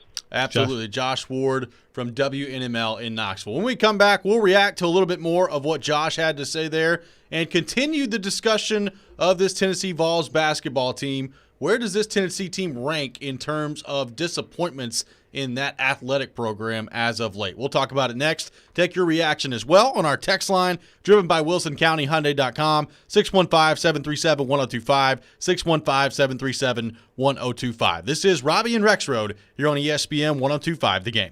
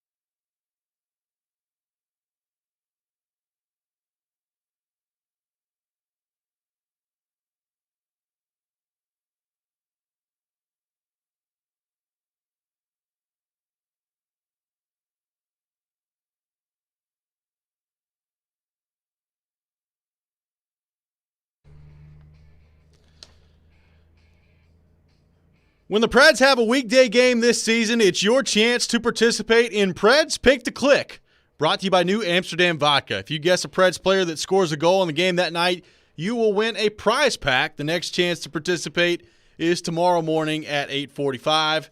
Predators back at home tomorrow taking on the Detroit Red Wings. We'll have an opportunity for you then to participate in Preds Pick to Click.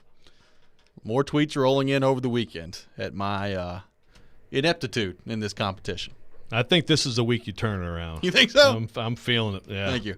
Yep. Appreciate that. Right now, Why were they coming in over the weekend?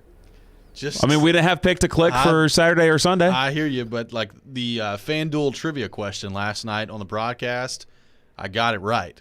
And it was basically about which goaltender had made the most saves in franchise history. It was Dan Ellis. He made 54 saves. I got it right. So I tweeted C. Mason Willie about it, and this guy responded, that needs to be at least half a point to Preds Pick to Click. But technically, I guess I should be on the board.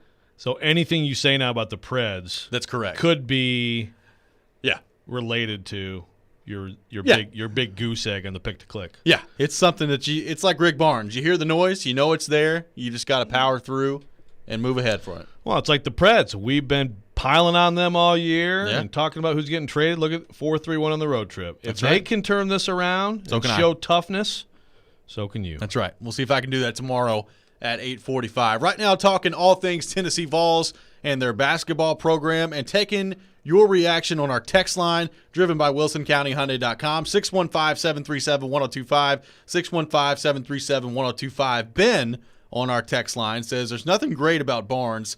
He's just good. The lack of outrage is partly apathy, like my wife's whole family has with the program. I guess keep him because it could always get worse. Wow, ringing endorsement, Ben. Yeah. Ben not very big fan of any coach. I've noticed on the text line. So when he's talking apathy, I guess is that just like Tennessee all around? I guess. Because, Tennessee basketball. People were pretty excited about this team heading into the season. Yeah. Especially given the debacle that was football. They're like, okay, finally, something good can happen. We should have known at the time something good's probably not going to happen with Tennessee athletics. But I will point out, excitement. I pointed this out in the story comments, too, with someone's like, I'm just done rooting for Tennessee anything. The women's basketball team plays Michigan tomorrow for a Sweet 16. The baseball team's really good. Softball team, it's not like every program. They still got time to break your heart. That's true. But, it's football, obviously. It's way up here. Let me quote Phil Fulmer, drives the bus. And Balls so when back. it's bad, when it's bad, it's like everything that kind of affects everything, I guess, right? But, this basketball team, you're right, was supposed to be the sort of the thing that made you feel better. Yeah. And didn't work. It's funny, even like Josh Ward last time, and I kind of forgot that the discussion was that extreme about Tennessee after the win over Missouri. But I know I watched that game, and I'm like, dude, this team is good. Yeah. This team is ridiculous. And gosh, I'm sure I can find some old tweets. Oh, we missed Tennessee Gonzaga. What a game that would have been. That defense against Gonzaga. Oh my gosh. Yeah. It's pretty amazing to go from there to this. It's 8-8 down the stretch. Well, I was trying to think of like where this ranks in terms of disappointments for the Tennessee athletic program. Because look, let's be honest, football-wise, there's not a lot to point to. It's pretty much been one constant stream of disappointment since about 2008 with this group. So the closest comparison that I have would probably be the 16 football team, just based on that team was expected to win the SEC East. You had all this preseason hype, preseason expectations with this group. It was the first year of Kirby Smart at Georgia, so it's not like there was some powerhouse at Georgia you were having to deal with. Florida wasn't the Florida that we had grown accustomed to seeing. Everything was there for Tennessee to win the SEC East, and they fell flat on their face, lost to South Carolina and Vanderbilt to close out the season, and it was a very disappointing year and basically the beginning of the end for Butch Jones with the program. That is the closest comparison I have to the disappointment level felt by this group. There was so much expectations. You felt like you had a great chance to win the SEC in the regular season, great chance to win the SEC tournament, and maybe make some noise nationally in the NCAA tournament, and none of that happened. Not one thing. Yeah, that's a good comparison because that team, of course, comes back I think it's 21-3 against Florida. Crazy. Yep. Just comes back. Second half, Jawan Jennings is, just flying down the sideline. As loud as that stadium's ever been. Unbelievable. Well, that's the thing. I remember because I was, in the press box that day, and I'm just like, gosh, has it been better than this before? Like, obviously, they've had better teams. They've had, a national championship team, but it's like, how could you get better than this? You can't. Then you go to Georgia, and a game that Butch tried to blow, but you get the Hail Mary, and it's like, okay, well, I remember that day. I wrote, they are going to Atlanta. Yeah. Because how could they not? They were going to Atlanta. So I think that's a good comparison, although maybe it didn't go as deep into the season with this team. I think Missouri was that moment where you're like, oh, this team's going to roll through the SEC, and they're going to be like a 1 or a 2 seed. But it was still earlier. Yeah. But, football and basketball seasons are different anyway. Yeah, that South Carolina loss, one of the all-time just brutal losses for Tennessee sports since I've been around here. And, you lose the Sugar Bowl with the loss of Vanderbilt, but South Carolina lost you the division. Right. And never should have. There wasn't maybe one loss like that with this team, but just a steady decline. And kind of like that team. I mean, that team came in here and couldn't stop Vanderbilt to save its life.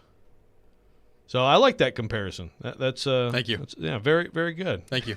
You've got a big catalog of There's a lot pain. to pull from, man. Yeah. This pain-wise, I was expecting this at some point. Like when they lost to Alabama, I was like, okay, here we go. Well, you called the shot long ago that this team was One and going to. done. So we got to give you a call your shot prop if not for the Thank you. if not a Preds pick to click. That Good was a job, good Rob. called shot. I did walk away from that last week and picked them to lose to Oklahoma State in my bracket. So I don't know how much credit I deserve for that. But yeah, thank you. Yeah, brackets are different though. That's true. So yeah, it's just and it's also a lot of this is what you have to look forward to. So last year, kind of knew it was going to be a down year. Yep. And you also knew that these guys were coming in. You knew that Keon Johnson and Jaden Springer were coming in, and Corey Walker, who we'll see with him moving forward.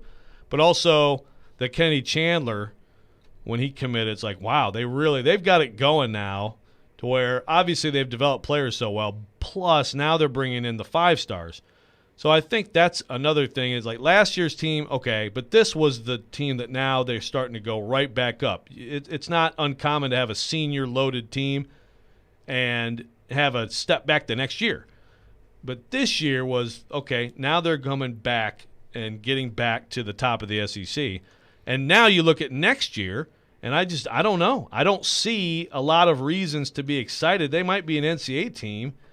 But it's probably going to be, and we'll see with Kenny Chandler. Point guards, it's always hard because he's not big. So sometimes, Josiah James, when he was coming in, people were like, oh, is he one and done? And I never thought so, and his parents didn't think so. But he's a 4-year player. Yeah. Is Kenny Chandler definitely a 1-year player? I don't know. TJ Ford was a 2-year guy for Barnes at Texas. Second year, goes to the Final Four. So you don't know exactly how it's all going to work out. But if it is a 1 year for Kenny Chandler, I just don't know that there's going to be enough around him next year. Now, the transfer portal in this sport can be awfully interesting. And look, Michigan right now is a team that could go to the Final Four because they went and got a couple grad transfers who are huge parts of their team. And if they didn't have them, they wouldn't, they'd be a fringe. They'd be like a 7-8 seed. So you can do that if you go find the right transfer. And Rick Barnes has got to go get at least a shooter, at least one, and at least one big man to add to this recruiting class if he wants to be a really good team next year. At C Northside 85 on Periscope says 2005 was the worst one, though, because you had national championship expectations with the football team, and they ended up 5-6 on the season. That's a decent comparison, all that I will say. At least this team made the postseason and got to the NCAA tournament. That was a very disappointing Tennessee team back in the day. Was it I think immediately? that was Eric Ainge year 2. Yeah. Was there any indication during the season they could be that good, or was just immediately They were a disappointment? preseason ranked top 5. But did they immediately come out and stink it up, or they tease for a while? Because that's what both of these two teams did. I think they got beat by Florida. And then I think they had a big win against LSU right after Katrina in LSU. And then it was just totally downhill from there. There was nothing after that. That was it. And that's, of course, 2 years later they get to Atlanta. You get to Atlanta. Yeah. To me, it's like it is like when you show some greatness or what we think is greatness, or at least goodness, really goodness. Yeah. In a season, and then just totally falls off the like, table. how does that happen? That's a great question. And Tennessee never rediscovered that mojo whatsoever as they went down the stretch in SEC play. We'll have plenty to continue to talk about with the Vols coming up throughout the show today. Taking your reaction on our text line driven by WilsonCountyHyundai.com, 615-737-1025. When we come back, we will switch gears and get into the Tennessee Titans. Corey Curtis from News 2 will join us. We'll do that next. This is Robby and Rexroad live from the Wholesaling Studios, powered by RumbleOn.com here on ESPN 102.5 The Game.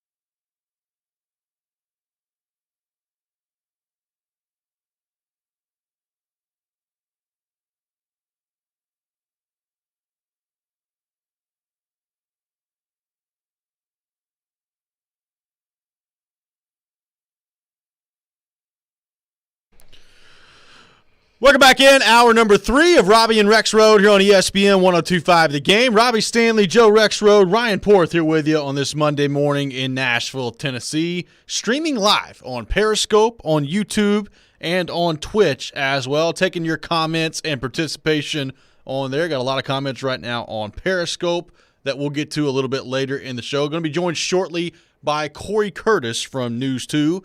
Looking forward to that.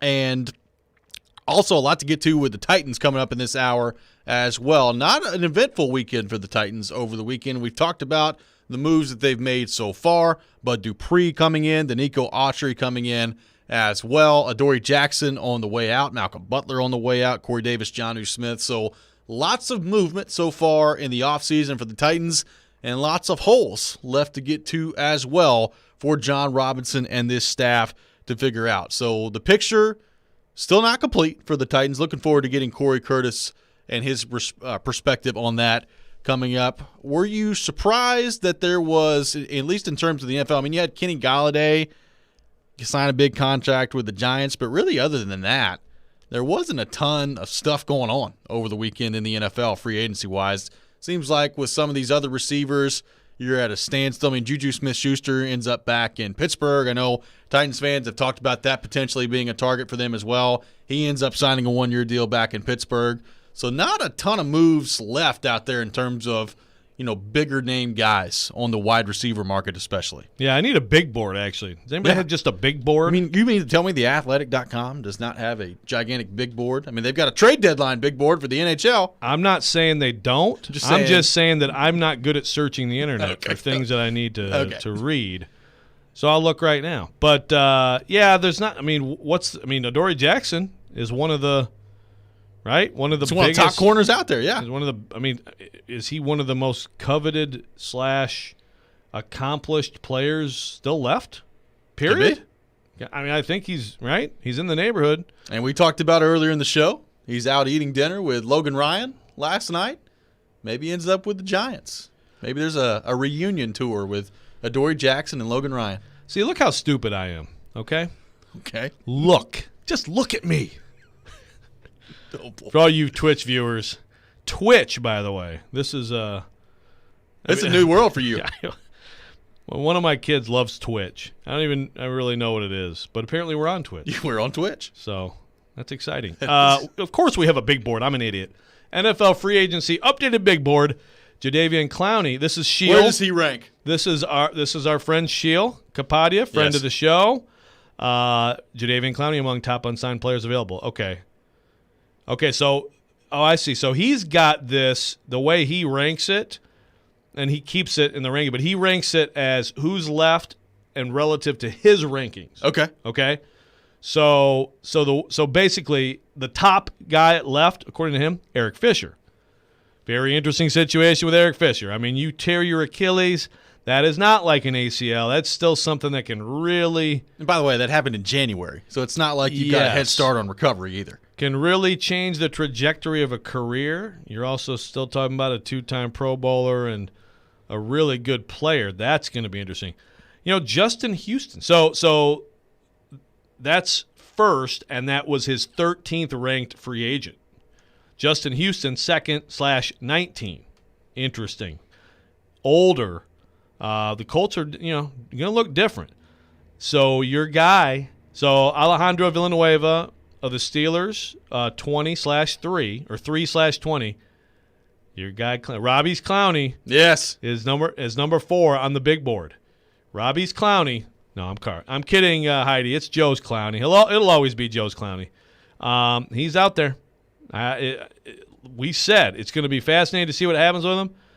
He's still out there. You still have Melvin Ingram, by the way, out there. You have Carlos Dunlap out there. On the receiver front, again, I don't think the Titans are going to be in on this, and I actually would bet he goes back like Juju Smith-Schuster did, but it's T.Y. Hilton for the Colts, still sitting there. And that was his 34th. So he's got a lot of guys here that were like, these are top 50 according to him. Mitchell Schwartz, Chiefs tackle. Richard Sherman's out there. And then you got, so he had Adoree as his 44, once you had to update the big board once he got cut. He's got Malcolm Butler at 55, and he's still out there too. Gosh, and Ndamukong Suh, I like what the Titans did, so it's fine. But there's another guy. Sammy Watkins is still out there. There's some good names out there. Yeah, I mean, there are still some. And, again, a guy, if you had a real good price that I thought from the start maybe would be worth looking at for the Titans, it's Josh Reynolds. Yeah, I think so. And who's to say the Titans are done? Jim Wyatt of TennesseeTitans.com just now coming out with a piece on the website in which he sat down with John Robinson, and part of that piece says, quote, and this is from John Robinson's point of view, the quote in this article, quote, I think the dust is starting to settle a little bit. You're starting to see some of the numbers come down on some players. We've got some lines in the water on a couple of guys. I don't know how active we'll continue to be. We're just going to kind of monitor the situation and see if it's the right fit for some guys, if they're still available to come on the team and continue to focus preparing on the draft. So John Robinson talking about what the next steps could be for the Tennessee Titans, saying the dust starting to settle a little bit in free agency, still have some lines in the water, and that the numbers starting to come down on some players. That doesn't sound like someone who's going to be all over the place signing guys this week. It doesn't. And again, it shouldn't be a big surprise. I still don't have any number on the Titans cap situation that I feel comfortable even talking about because it actually, I don't think it really, the numbers don't work based on what we know. So that might take a little bit of time for things to get updated once we find the actual details on some of these contracts. But look, they don't have much. No, they don't have much, especially if you want to leave a little bit of room, as John Robinson does every summer, to have a kind of a Carl-like situation, be able to do something like that. So shouldn't be a big surprise. Again, to me, a real low-cost addition to the receiver room makes sense to me. They did the low-cost corner with Kevin Johnson, so I don't know what else there would be. How much more should they add to the edge rushing group? And what I mean by that is this. You've got Harold Landry you feel good about. Obviously, Bud Dupree, you're paying a ton of money. So you're not signing another big-name player to come in here for big dollars and go along with those two. You've added Denico Autry to the mix on the line as well. And we've talked about how, especially given some of the losses that they've had in free agency so far, how maybe the priorities have shifted in the first round of the draft for the Titans coming up.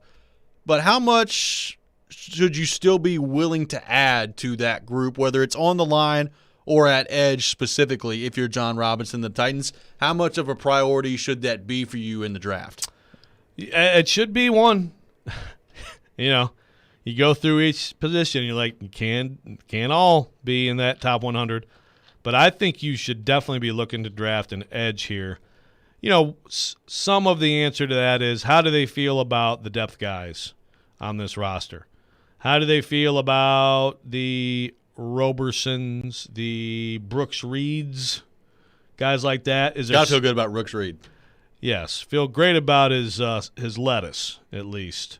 But if you really like one or two of those guys, and you feel like, okay, that's decent depth, then that factors into the decision. But Harold Landry is also coming up here soon. I think Harold Landry's been a good player for them, and a guy that perhaps you would give another contract to, but perhaps not. So you always got to keep, what's next? And you got to have depth, too. They got in a situation last year. They were dressing 3 outside linebackers per game. Yeah. And had basically one that was of any quality whatsoever. That can't happen this year. Well, I agree. So, do they feel like anyone in the undrafted / reserve pool is a strong 3, or not? But either way, basically, it's like, we know Bud Dupree is signed up here to be there for a while. That's the idea. Harold Landry, not sure. A couple years down the road, you got to have someone else coming through the pipeline. So, draft. Yeah, you know what? Let's go back to draft first round. Edge. First round, draft an edge. Right. Azeez Ojulari, you got to get him. That's right.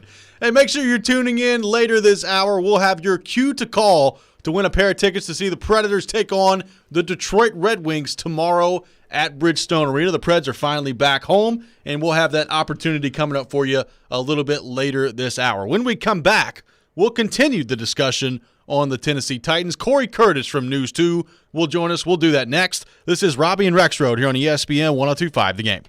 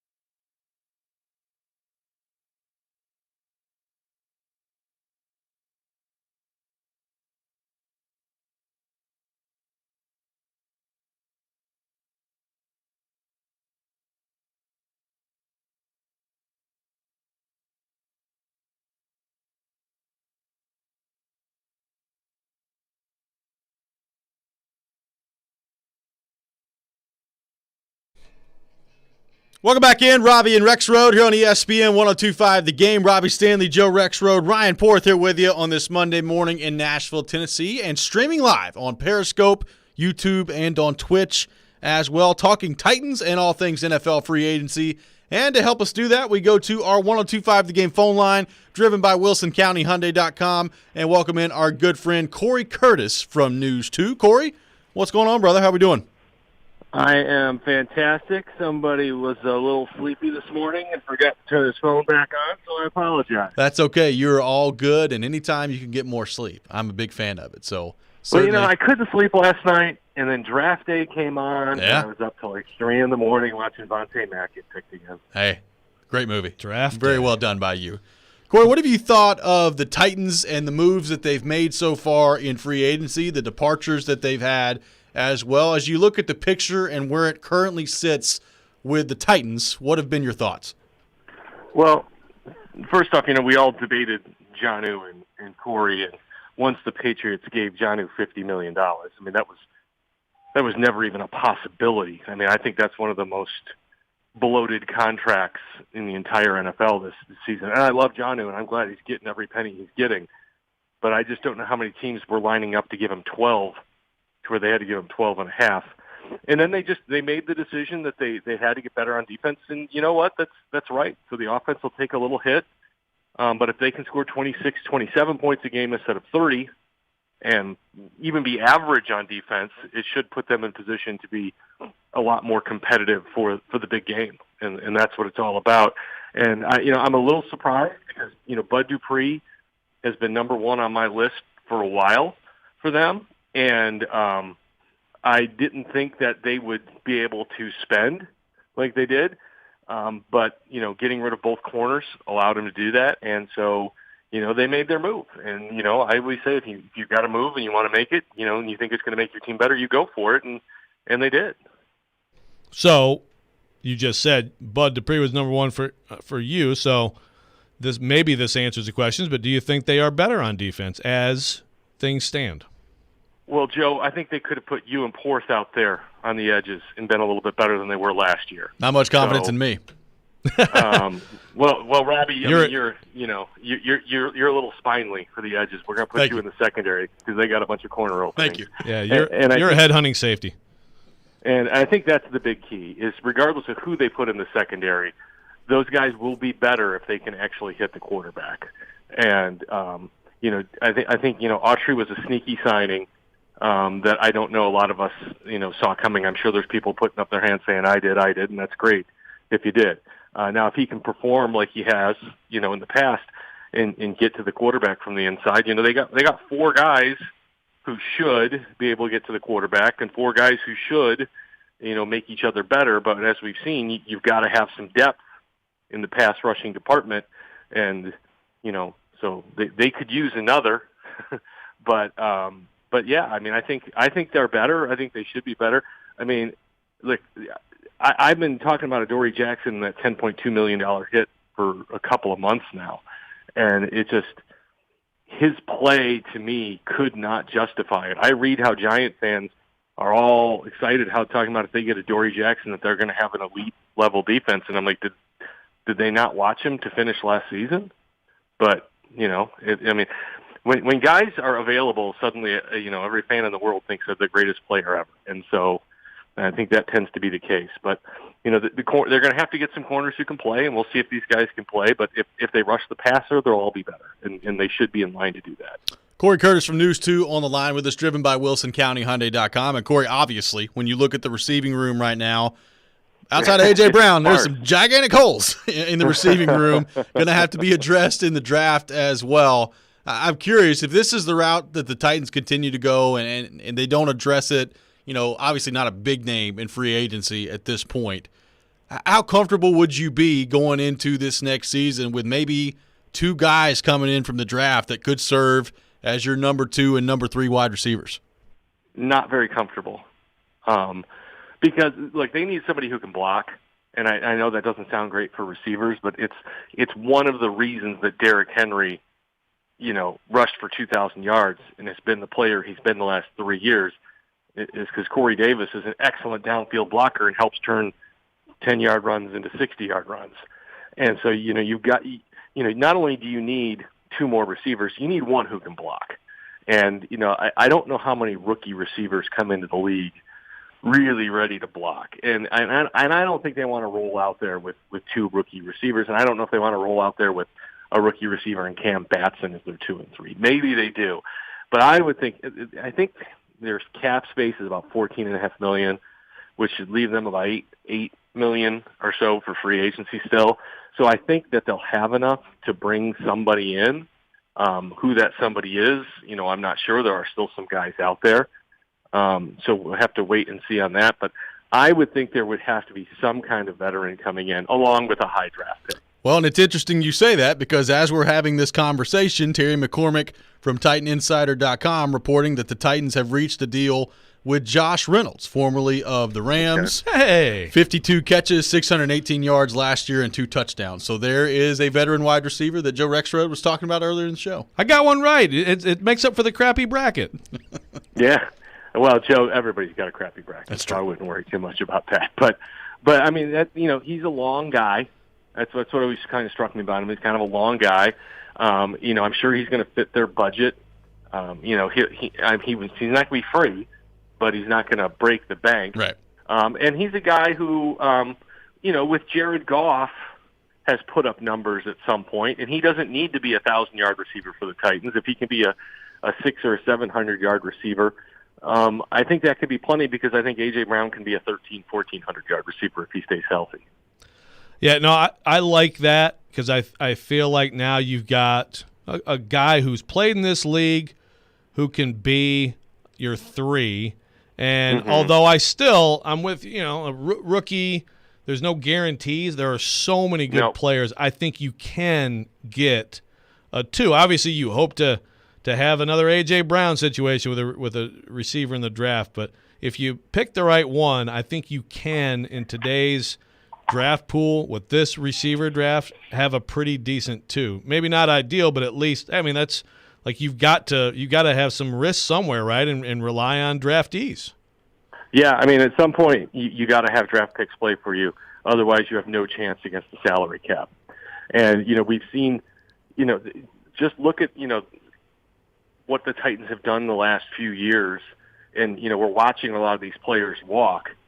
But Jack Conklin was a big part of their success. Corey Davis was a big part of their success. Jonnu Smith was a big part of their success.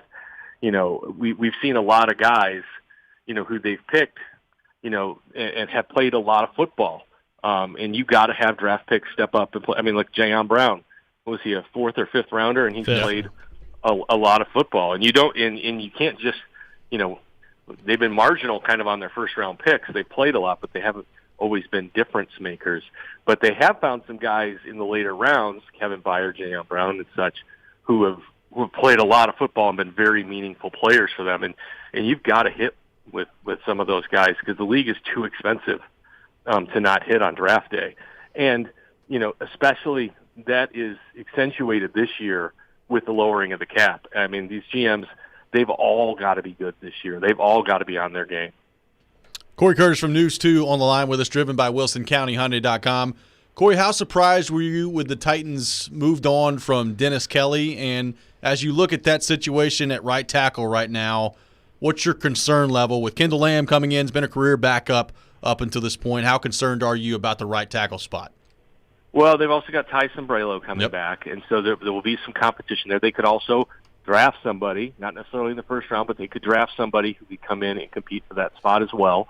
I think, they like the idea of having maybe, I don't want to use the word lesser guys, but like 2 guys who haven't been starters competing for that spot, because, that's kind of what they've done in some other areas. They want guys to compete and make each other step up because you can't pay everybody. And that's, you look at that offensive line, it did not surprise me at all that somebody, I thought on that line somebody was going to have to go because they were going to need the cap space. And I thought it would be Jones or Saffold because they would have created more cap room than Dennis Kelly. But they probably felt Kelly was more easily replaceable than those other 2 guys because Ben Jones has been the centerpiece and the leader of that group. And Saffold's played at a really high level. So I understand why they did that. And so, no, it did not surprise me that somebody on the offensive line went because I thought somebody was going to have to go. And, this is part of the NFL. Sometimes you just need guys, they say next man up. You need somebody to step up, and this is where your pro scouts have to deliver. And they probably saw enough of Sombrello last year to think, we think he can compete for this job because he played pretty well when Taylor went down. And you're talking about playing right side instead of left side. So we'll see what they can do. There's questions going into every season, and that will be, that's where everybody will be looking. And if the Titans play the Arizona Cardinals, that's where J.J. Watt will be lining up. Good point. How's your bracket? And I know you're a Saluki, but are you totally on the Sister Jean Loyola train now as a Chicagoan?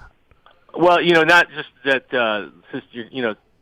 I told you guys I was a DePaul guy, and so Right. Loyola was the other Chicago school, and they had a ball player named Alfrederick Hughes back in the day, who wasn't bad. He was a good player. He's a 20-point scorer, but I was never a Loyola fan.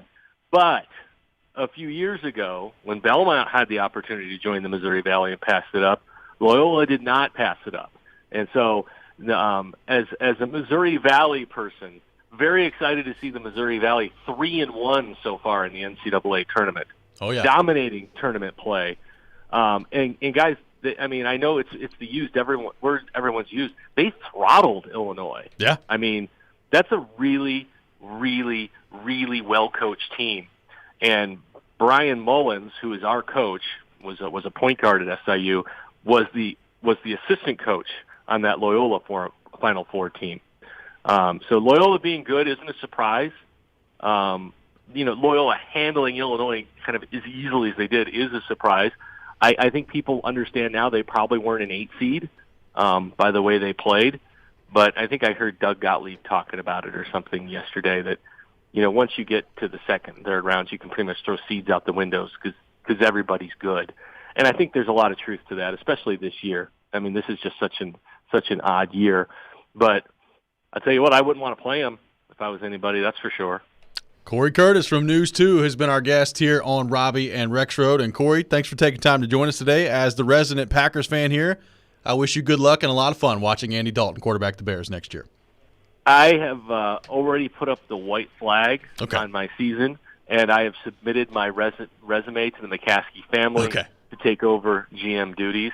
I feel I am infinitely qualified compared to the staff that's rolling through there right now. I can't say I necessarily disagree with you at all. Some Ryan Pace shade Yeah, buddy. on a Monday morning. Just getting Well work done. deserved. I beg everybody, if you are into the cap at all, go look at the Bears contracts Yeah. and then ask yourself, how does Ryan Pace have a job? It's unbelievable. Corey, appreciate you taking time to join us, man. All right, you guys have a good one. You as Corey. well. When we come back, we'll continue the conversation on the Tennessee Titans and react to the signing of Josh Reynolds at wide receiver. What does it mean for the Titans as they move forward here? We'll discuss that next. This is Robby and Rexroad here on ESPN 102.5 The Game.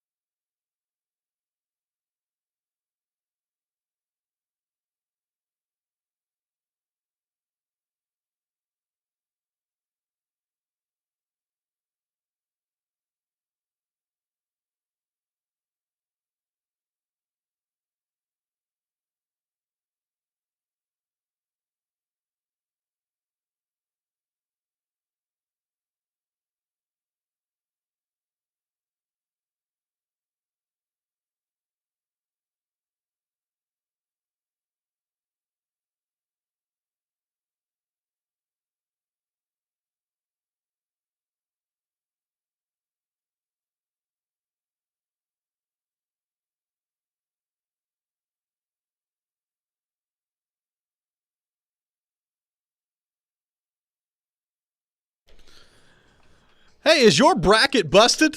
And let's be honest, it is.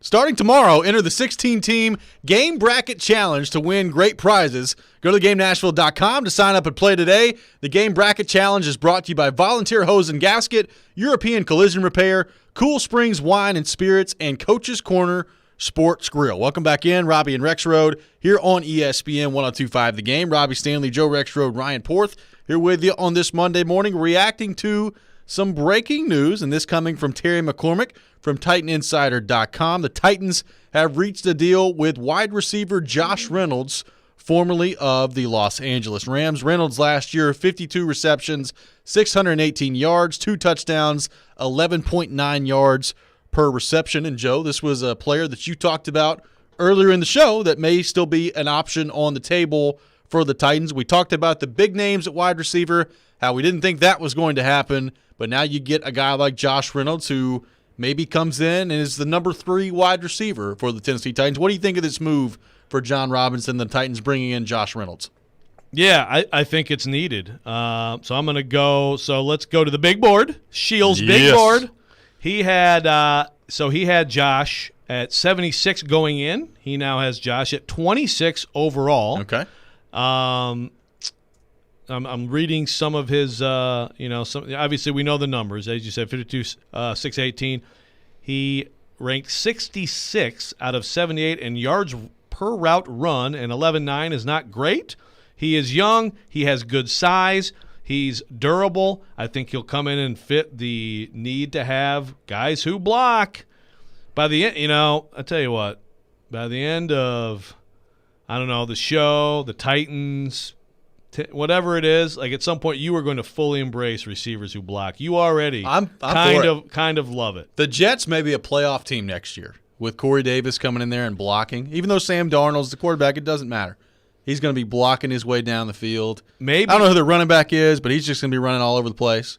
I mean, they might. Yeah, maybe still Frank Gore. I don't know, but if you keep Corey Davis in sometimes and pass protect for Sam Darnold. Give him some time. I mean, I know he's a receiver, but if you're that good at blocking, you use what you've got. But in all seriousness, it is important in this offense. And so I think size and physicality matter. And now I think they have a decent 3, and they can go in the draft. I still say drafting 2 is certainly possible. Maybe it's high pick to try to get that number 2. Which is still it's a risky proposition, but it's the situation they're in. Then maybe later you add depth. Yeah, I think that's probably my thought on it now is, based on the roster and how it was 35 minutes ago, you may be drafting 2 wide receivers in the top 100. Like that may be what you're forced to do at that point. Now with Josh Reynolds coming in, maybe you can address wide receiver and cornerback and tight end all in the top 100 with the picks that you have. And edge. That too. That's 4. And defensive line. Well, maybe get another pick. Follow your formula, you get 5 picks. That's right. See, if John Robinson, all he has to do is look at the mock draft that's coming out this week, and he can just he can follow my lead. Let's go to the text line driven by WilsonCountyHyundai.com. Got a texter that says, what about James White maybe catching some passes out of the backfield? They put a 3rd-round pick on Darrington Evans, man. That is what he's here for. And I would expect that to be a much bigger part of the offense. Now, number one, he's got to stay healthy, and we realize that. But I was encouraged toward the end of the season by what I saw from Darrington Evans. He's got a little shiftiness to him. I think he's got the ability to catch the ball out of the backfield, and I would expect that to be, if Todd Downing is operating with the weapons he's got right now, pretty big part of the Titans' offense. I don't think there's any question that Darrington Evans is going to be and has to be a much bigger part of the offense. We know what happened with the 1st-round pick, but the 2nd and 3rd-round picks, after 1 year, doesn't look good. Both of them were hurt a lot, but after a year from now, we may be talking about something different. It's certainly the Titans' hope. I mean, they've got to have those guys both be big-time players. Obviously, Darrington Evans isn't going to start, but I think he even may have the ability to line up in the slot some and be used in different ways. That's a huge part of them making it all work and losing some of these guys, but still being able to compensate is Darrington Evans. I think he's one of the players to watch and big storylines of this season. I think he is too. And, I mean, we've talked about maybe reducing Derrick Henry's workload a little bit. Well, part of that is the evolution of Darrynton Evans. You've got to be able to trust him when he's on the field. And I think he showed towards the end of the season last year. He's got some ability to him. So I'm fascinated to see. And to your point, I mean, with the second and third round picks from last year, you've got to have Christian Fulton come in and be ready to go from the start. You've got to have Darrynton Evans come in and be ready to go from the start as well. I mean, it's obvious at this point the Titans' offense is going to be younger than it was last season. You've got, even Josh Reynolds, a guy coming in. He's only 25 years old right now, but you'll have a draft pick presumably coming in at wide receiver, maybe another draft pick coming in at tight end as well. Darrynton Evans figures to be a bigger part of the offense as well. So you're going to have some youth coming in there. They've got to come in and get things figured out quickly for this offense to start generating and gelling close to the level we saw it a year ago. And, we've talked about maybe sacrificing the offensive part of the game a little bit to help build the defense, and Corey Curtis brought that up in the last segment as well. But, you add Josh Reynolds to the mix now. If you can hit on that first receiver that you take and they can come in and be a legitimate number 2 to A.J. Brown, all of a sudden, if you're Todd Downing, feeling pretty good about this offense moving forward when without, Josh Reynolds in the picture and just kind of forecasting what the receiving room could look like. If I was Todd Downing, I'd be looking around and saying, all right, who am I throwing the ball to here? What exactly are we going to do in the passing game? Got to hit on this first receiver, though. You do. And, but look, I think the Titans believe that Derrick Henry and A.J. Brown, everyone else should be able to benefit from those two guys. Sure. And I think they believe that Corey Davis did. And I would tend to agree with that. I like Corey Davis a lot as a player, and I think he fits so well in every way that it was certainly worth looking into keeping him. But he had a pretty sweet deal here last year. With A.J. Brown, the way A.J. Brown emerged, and obviously we know what Derrick Henry did, he had a pretty sweet deal. And so I think that there are other guys who can also capitalize on that. This also means, of course, that we have a Texas A&M receiver throwing to another Texas A&M receiver. We do. So they didn't play together there, of course, but they can talk all about being a receiver at Texas A&M. Talking about Ryan Tannehill now. Little Aggie magic. That's here right. In Nashville. 4th round pick out of there in 2017. So again, young guy, and he's a guy who kind of used very sparingly. Really interesting in 2018. He played he played every game in all these seasons, but he just hasn't had a lot of targets or catches. But that year he had 29 catches and 8 of them were for touchdowns. Yeah. Then of course last year he has 81 targets. Yeah, so 2 touchdowns. Last year he has 52 catches, best year, but just 2 touchdowns, which is very interesting. But not a great, he had 15.5 per catch in 19, so better yards per catch that year. But overall, I always thought he's a solid player, and that's what you need, a solid veteran who knows how to play the game, can come in. You had to have something more than some of the younger guys who they feel good about. Cam Batson, I think, could be a good 5. But now it all kind of lines up to, find that 2. Who is that 2? Well, and I think you feel good about what you just brought up as well. When you're number 3 before in Adam Humphries, you felt good about his ability, probably better about his ability than you do Josh Reynolds, but he couldn't stay on the field. Josh Reynolds has played every single game so far in his career, which you feel great about that part of it if you're John Robinson and the Titans, the durability that he's been able to have to this point.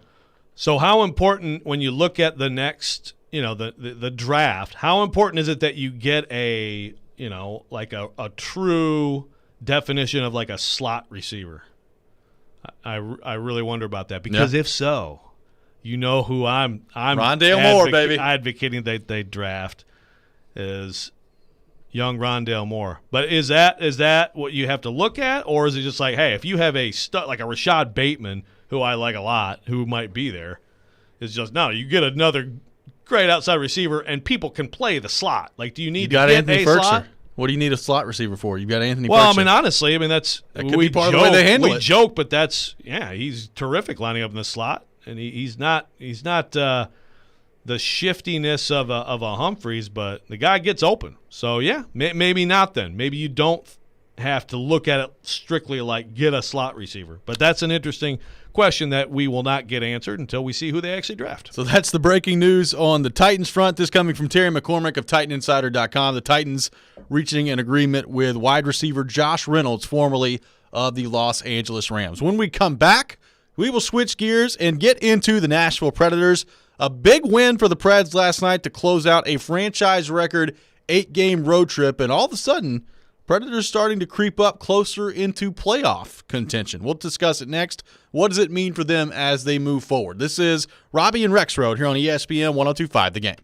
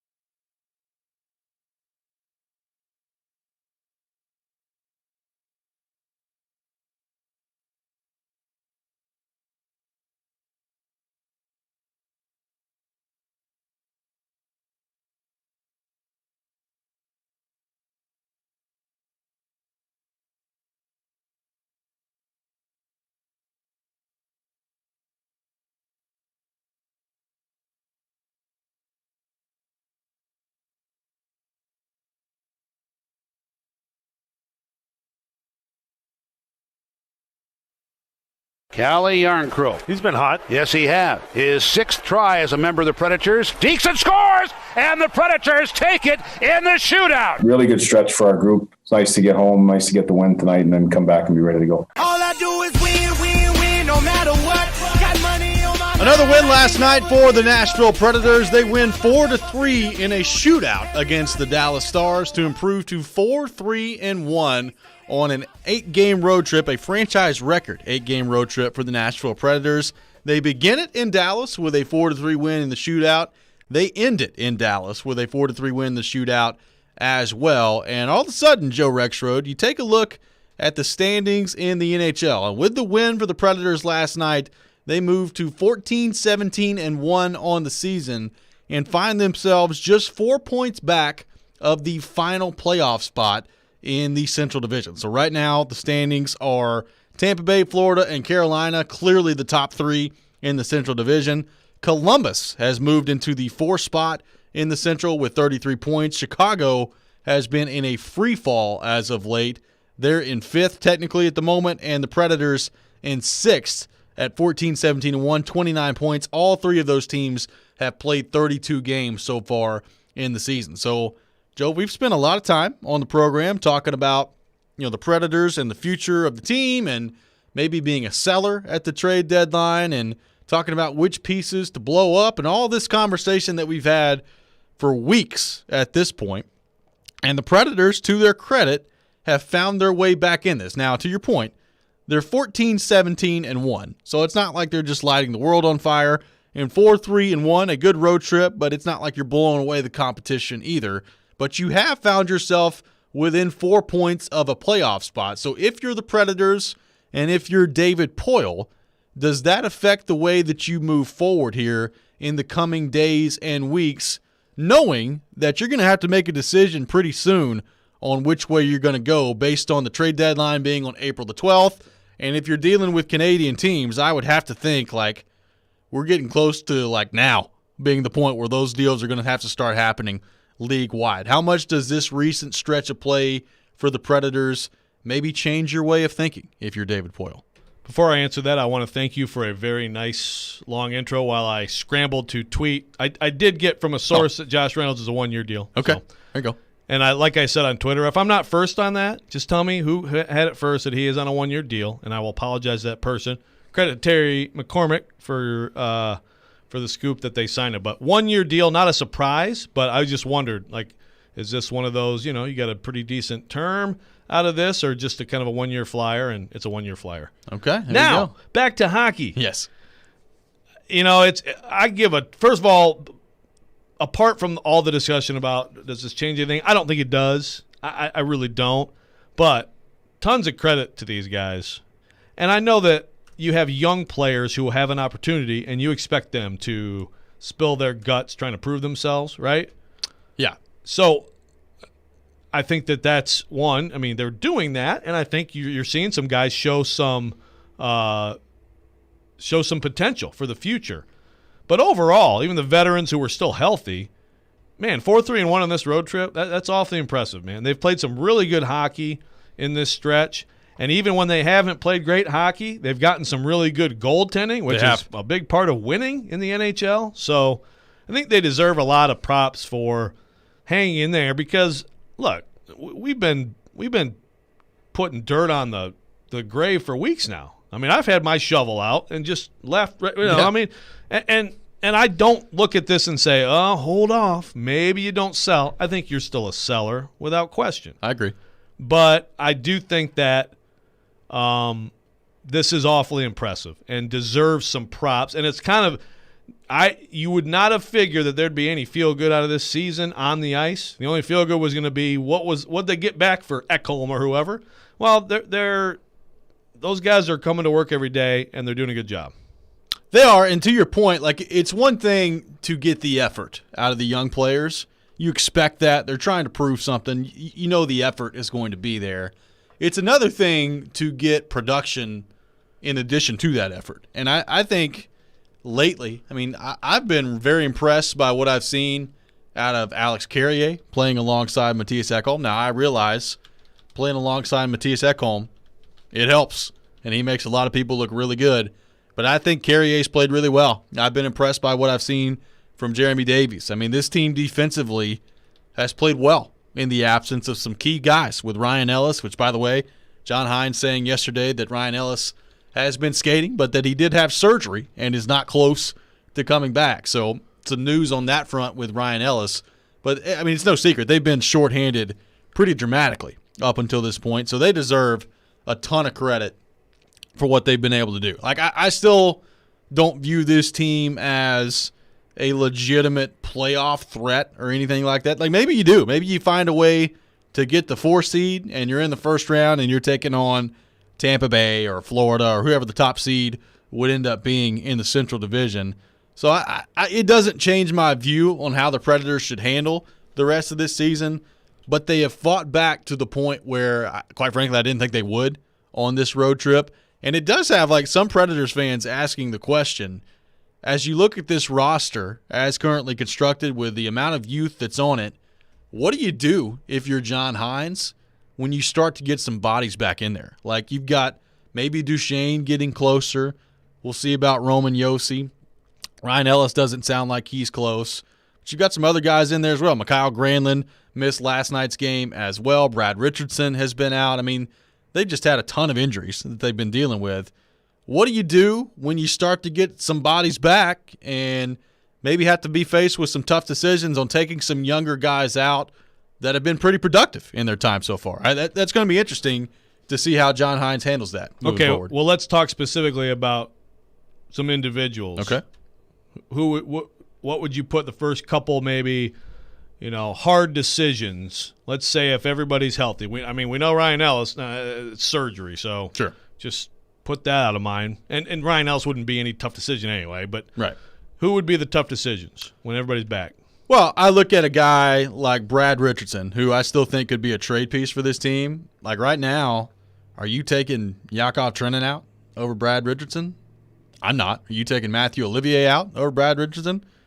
I'm probably not. Like when Mark Borowiecki is healthy and ready to go, are you putting him back in the lineup, or are you keeping Jeremy Davies in there? You keeping Alex Carrier in there? Like I think they've got even a guy like Luke Cunnin, who I think has been largely underwhelming this year.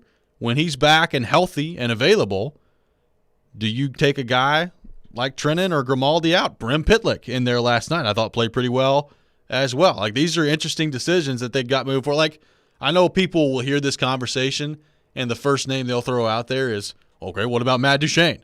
Matt Duchesne's going to play. Yeah. He's going to be in the lineup. He's going to play. I understand that there's frustration in the production or lack thereof, but they're not going to just scratch Matt Duchesne moving forward. So he's going to be in there. But I think some of the names that I just brought up are very interesting to see what they do. See, Cunnin is also, to me, a guy who, young guy, you've invested in him. You need, right?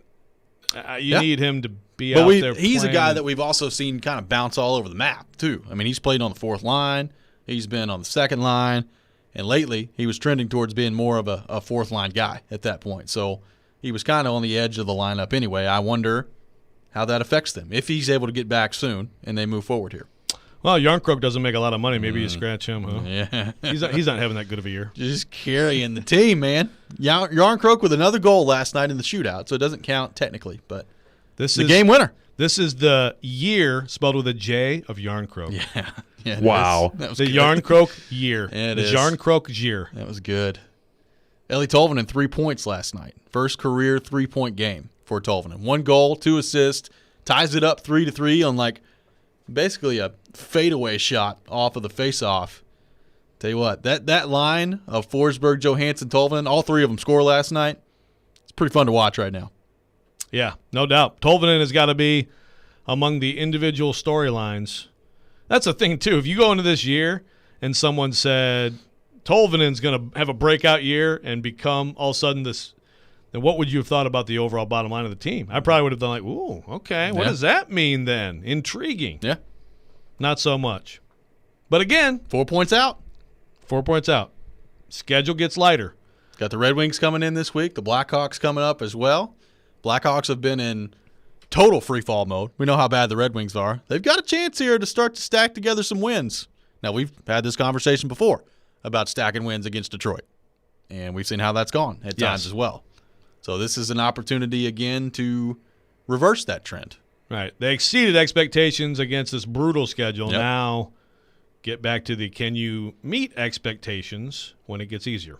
Yep, and your goaltending, that's the one part you feel great about right now. Your goaltending has been very good. UC Saros, fantastic in his last 2 starts coming off the injury. Pekka has been pretty good as well. He had the 1 goal yesterday, scored, I think it was the first goal scored by Rhett Gardner, his first NHL goal, where the dude just totally fanned on it, and it beat Pekka when he wasn't expecting it. I mean, that's just one of those goals that you just say, all right, what can you do about that? But largely the goaltending has been very good. So the Predators finally back home. They'll be back at it tomorrow night at Bridgestone Arena. And speaking of the Nashville Predators, we'll continue the conversation on the Preds when we return. Darren McFarland, host of Darren, Donick, and Chase, also handles the Predators pre- and post-game duties for the Nashville Predators Radio Network. He'll join us next. This is Robby and Rexroad live from the Wholesale Link studio, powered by RumbleOn.com. Here on ESPN 102.5 The Game.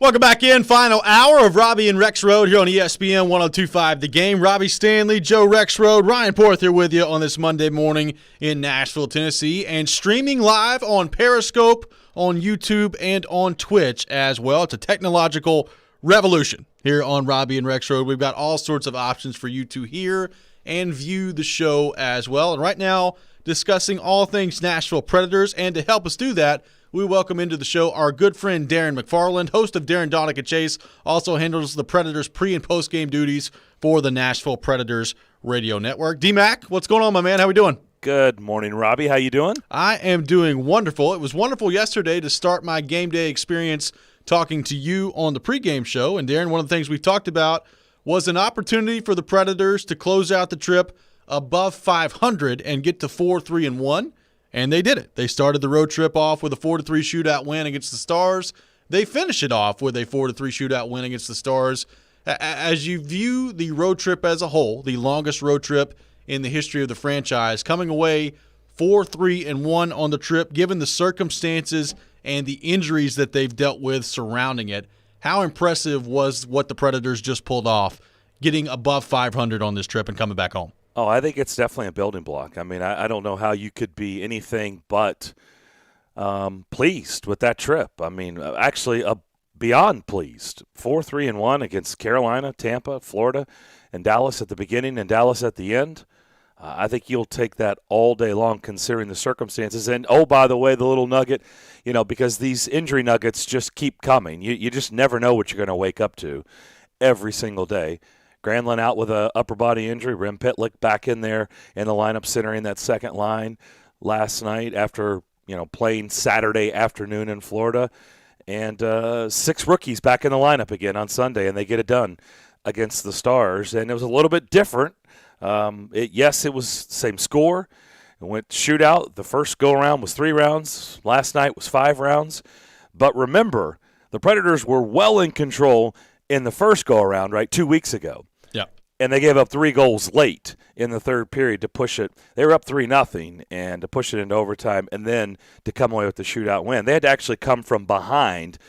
Philip Forsberg had the late second period goal, and then Ellie Tolvanen had the tying goal with just over 5 minutes to go. And so they did it in different fashion. They gave up goals in the third period to push it into the extra hockey, and they actually came back and pushed it, and we had extra hockey last night. So you have to be encouraged. You have to like what you see by this Predators team that continues to get good goaltending play, good play in front. They struggled mightily Saturday against Florida. It was only because of UC Soros. So let me just say this, Robby. I, like you, too, I also nailed the trivia question yesterday. Yes. I'm with you, man. And I was getting ready. Something happened as I was getting ready to respond to your tweet. And I'm like, all right, me and Robby Stanley on the same page because I blurted out Dan Ellis immediately. I didn't know if for sure. I felt kind of good about it, but I wasn't positive.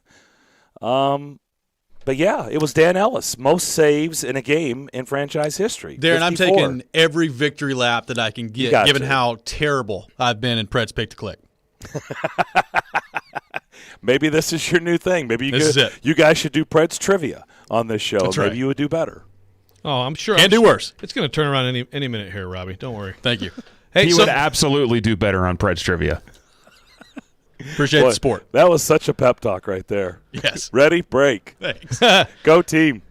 So Darren, we've been talking about the when some veterans come back discussion because some of these young guys are doing so well. And obviously some of these young guys, like Ellie Tolvanen is one of the stories of the season, but among those young guys who have turned some heads and have really battled in there, who would you say might have earned some more staying power in the lineup, when this team gets healthy? It's a good question, Joe. I think let's just start with the obvious. And I said this, I was already saying this on record all of last week and maybe a little bit toward the end of the week prior to that. And in fact, I even said it to David Boyle when he joins us on Tuesdays at 11:15. Ellie Tolvanen is I see. I'm not a coach. I'm not in their front office. Just my 2 cents. Ellie Tolvanen's earned his way onto the roster the rest of the way. Like they should just ride it out, and he's in there no matter what. Like Ellie Tolvanen has earned his spot. So that's the obvious. There's the low-hanging fruit. All right, let's go to next. For me, and that was the question to David, for me, I feel like Yakov Trenin has earned his stripes and earned a roster spot the rest of the season, no matter what. That's me. I don't know how they feel about that, but to me, Trenin has earned his spot. So where do you go from here? So there's got to be somebody else. I would say right now, I don't know if there's any obvious answer. I guess probably the obvious answer is Olivier just because of, where he is, right, the fourth line. But I guess if you're saying if Ryan Ellis and Roman Josi come back into the lineup, as much as I would sit here and make a case for Carrier because John Hines told us this weekend, right? You guys heard the press conference. He was specifically asked on pregame Saturday. I was reading off his minutes played on this road trip. It was like 22 minutes, 24 minutes, 25 minutes, 20 minutes, 21 minutes. It's like this is a guy that's logged now 14 NHL games. 14. And he's out there playing alongside Matthias Ekholm and putting in minutes like that. That's trust. I mean, that's real. 25 minutes from a guy that just really cracked this lineup on this road trip. Wow, that's impressive. But But how do I make the case? Like, where does he fit if everybody's out there? You're telling me all pieces are in place. Ekholm is still on the roster. Fabro's out there, and Borowiecki's back from injury. I mean, if all things considering, everybody's upright and healthy, I don't know how you take out Borowiecki and Benning on the third D pairing because they work well together, and everything in front of them. I mean, they're those young guys are not going to play in front of them. So I think it's literally just getting on the radar and saying, okay, we've seen now something from him. Now, when something happens, when Borowiecki goes down, like is the case right now, first man up, then you get that tag, right? You can be that first man up type of deal. But I think for me, to answer your question, Joe, the only two that have truly, I think, should be on this roster the rest of the way, the rest of this season, as now they've played 32 games of 56, it's Tolvanen and Trennan. After that, you can make a case for Olivier and the defenseman. I don't know where there's room when everybody comes back. Darren McFarland, host of Darren, Donick, and Chase, on the line with us here on Robby and Rexroad. And Darren, all of a sudden, you look at the standings, they are 4 points out of the final playoff spot in the Central Division. Columbus currently holding that spot. Chicago has been in free fall mode as of late. The Predators 4 points behind them in the standings right now as well. So, I mean, you know this. The conversation point around this team has been about being a seller at the deadline and talking about, what pieces are going to be here next year, what pieces could David Poile and the Predators be willing to ship off.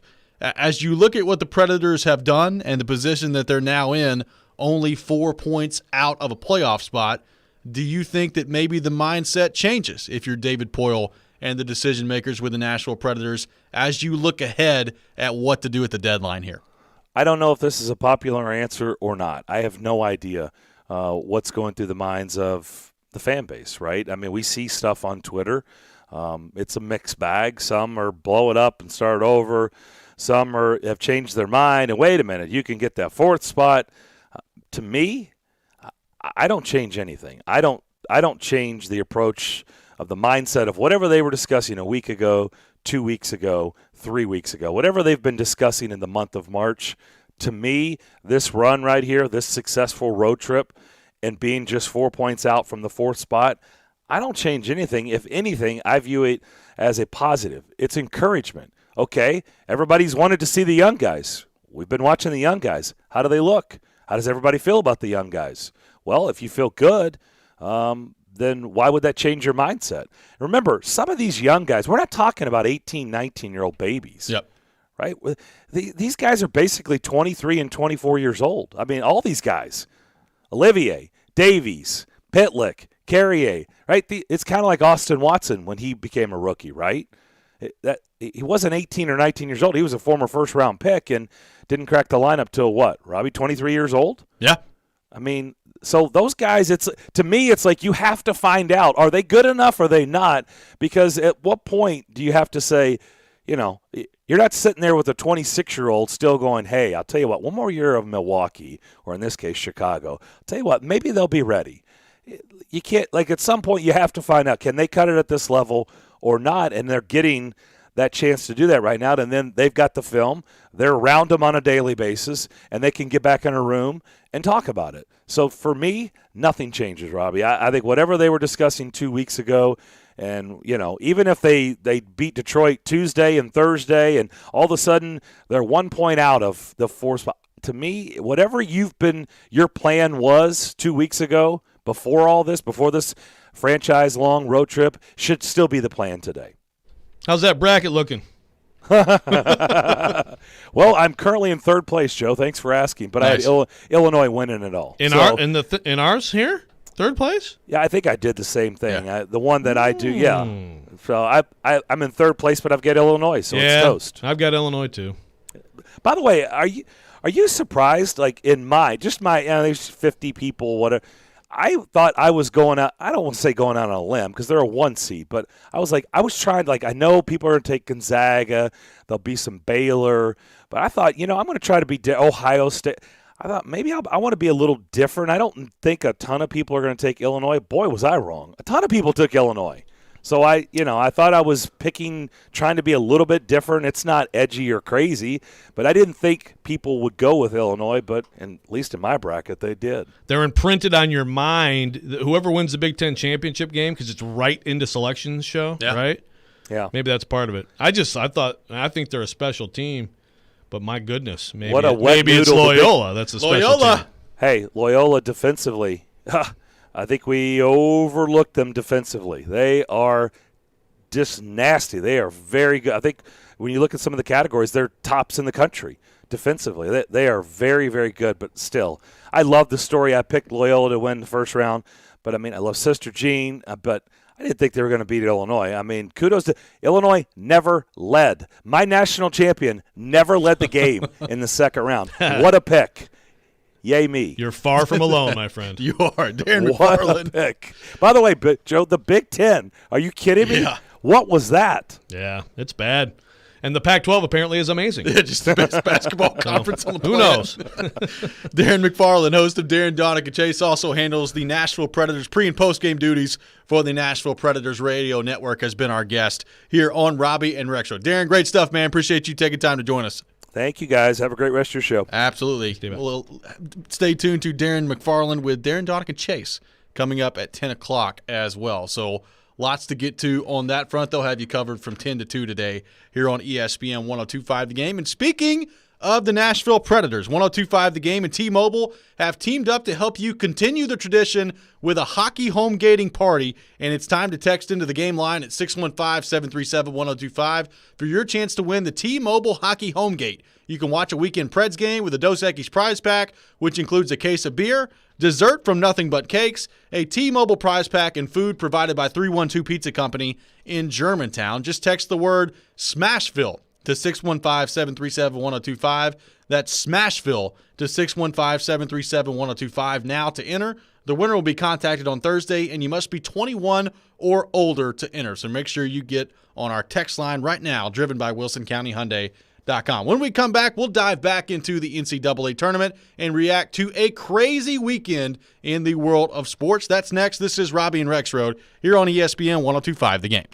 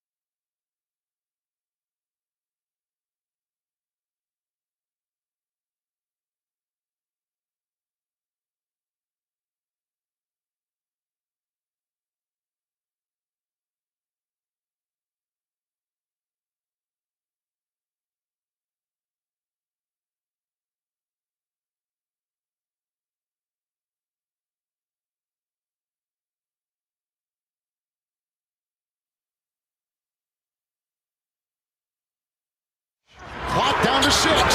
He's dancing. Smith is there. Accelerates. No! Rebound, Ncaa. That's it.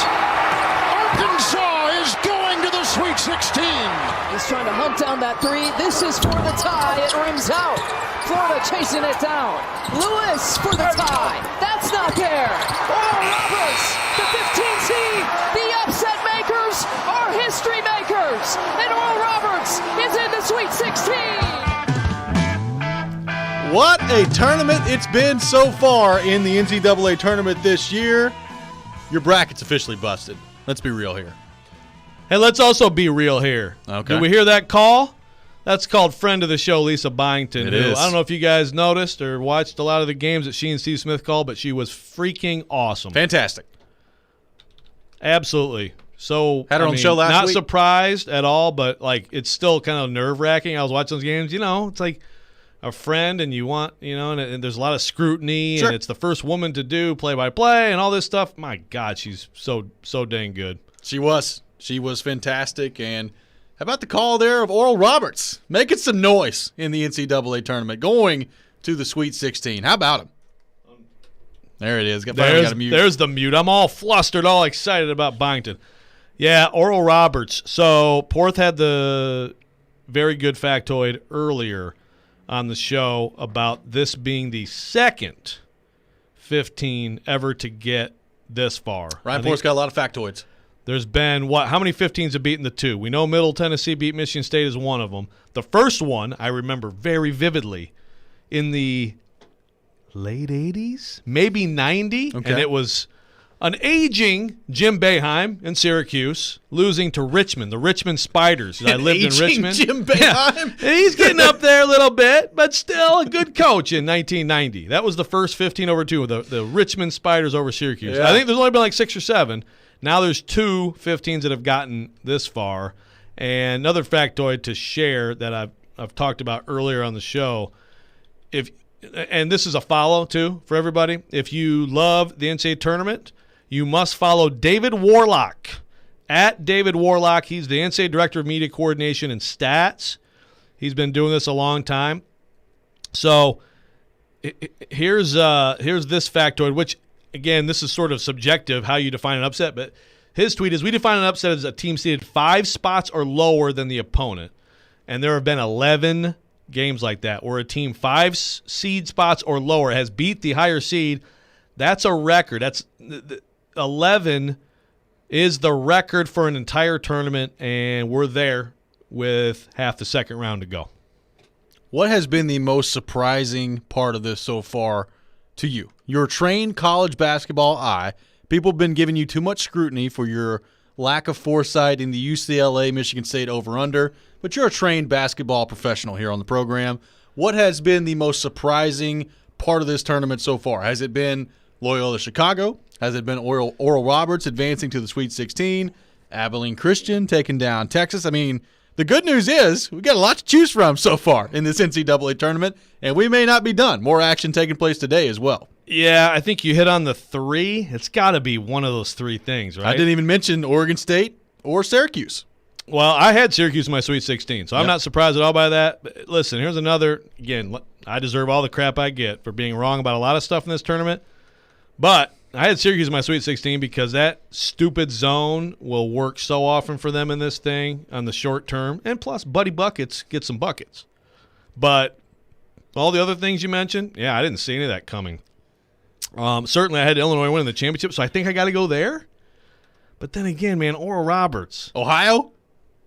Taking down Virginia? I had that one right, I too. know, but that was that more of your you thought it was actually happen, or your disdain for Virginia and the way they play basketball? A little bit of both. Okay. A little bit of both. All right. And also for just Virginia's situation with COVID missing and also not being able to practice, it kind of added up. But, man, the Oral Roberts thing is crazy. And usually then the next, like the 7 seed, really benefits from that. And they came back. Florida was in control. They came back. That's a pretty darn good team. They got a couple players can play with anybody in this tournament.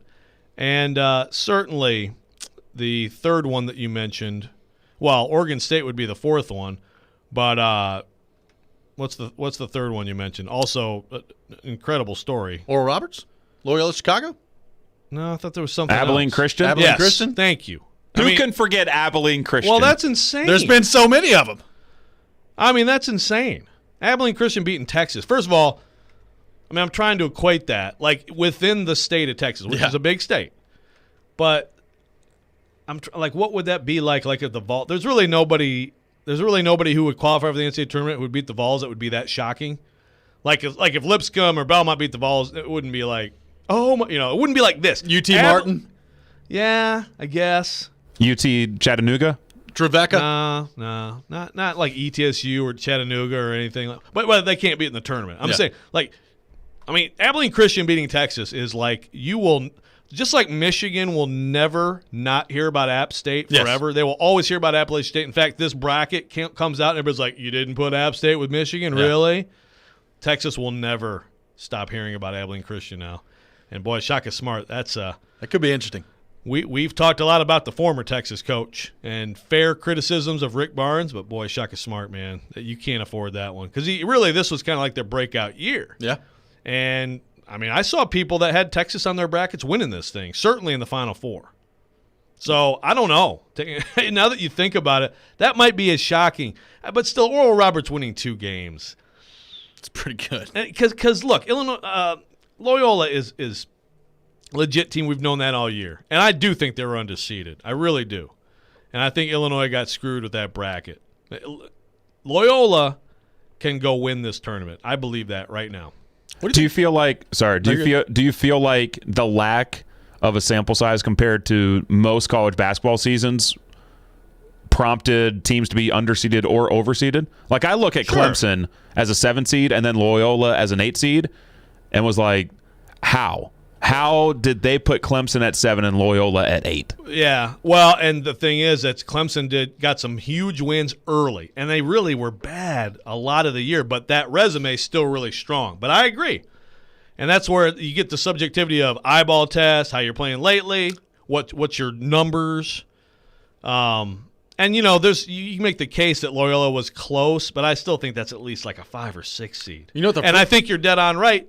Smaller sample size, and we didn't have nearly as much cross-conference competition. A lot of those games got postponed back in November and December. Yes. The frustrating part about this, and I thought about this weekend when all these upsets were taking place, like you trying to tell me if Oral Roberts can't get to the Sweet 16 that Belmont couldn't have got to the Sweet 16? Well, no question. It depends on the draw, and obviously, we'll never know. But with all the upsets that we've seen, it's not crazy to think that Belmont could be making some noise right now. I agree. Now, I picked Morehead State to beat West Virginia, and they did not. If Morehead State shot the way they shot against Belmont, like similar shots, and West Virginia's good on D, but if they would have shot like that, they could have won that game.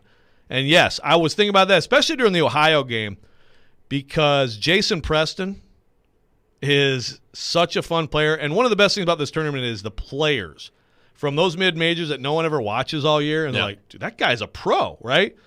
And I'm watching them, and I'm like, people right now should be watching Grayson Murphy and Nick Mazinski and saying, whoa, these guys play at Belmont? It's too bad. But they will be there next year. Here's a called shot. Called shot. They will be in the NCAA tournament next year with the same team back and all improved after a year. And I tell you what, Belmont, if that is a top 25 team at some point next year, don't be surprised. Coming up next, we'll continue the conversation on the tourney and get into it from the Tennessee point of view and revisit our poll question of the day surrounding Rick Barnes. What does the future look like for Tennessee basketball? We'll discuss that coming up next. And speaking of the tourney, it is tourney time, and with so many games going on, who wants to bet on just one? That's why I love betting parlays on FanDuel Sportsbook, because it's a great way to combine bets from different games for an even bigger win. And guess what? FanDuel is here to help you if your parlay doesn't go as planned. They'll give you up to $25 back in site credit if your parlay of 3 legs or more falls 1 leg short. That's 1 parlay per day each day of the tournament for new and existing users. That's why FanDuel is America's #1 sportsbook app. They're always hooking us up, and the app is so easy to use. So many bet options to choose from, and always exclusive, always on promotions. And when you win, you'll get paid in as little as 24 hours. So if you've been thinking about signing up, now is the perfect time to give it a shot. Just download the FanDuel Sportsbook app and sign up with promo code ROB so they know that I sent you. That's FanDuel Sportsbook, promo code ROB. You must be 21 or older and present in Tennessee. Refund issued as non-withdrawable site credit that expires in 7 days. A max refund of $25. Terms apply. See sportsbook.fanduel.com for details. For problem gambling support, call 1-800-889-9789.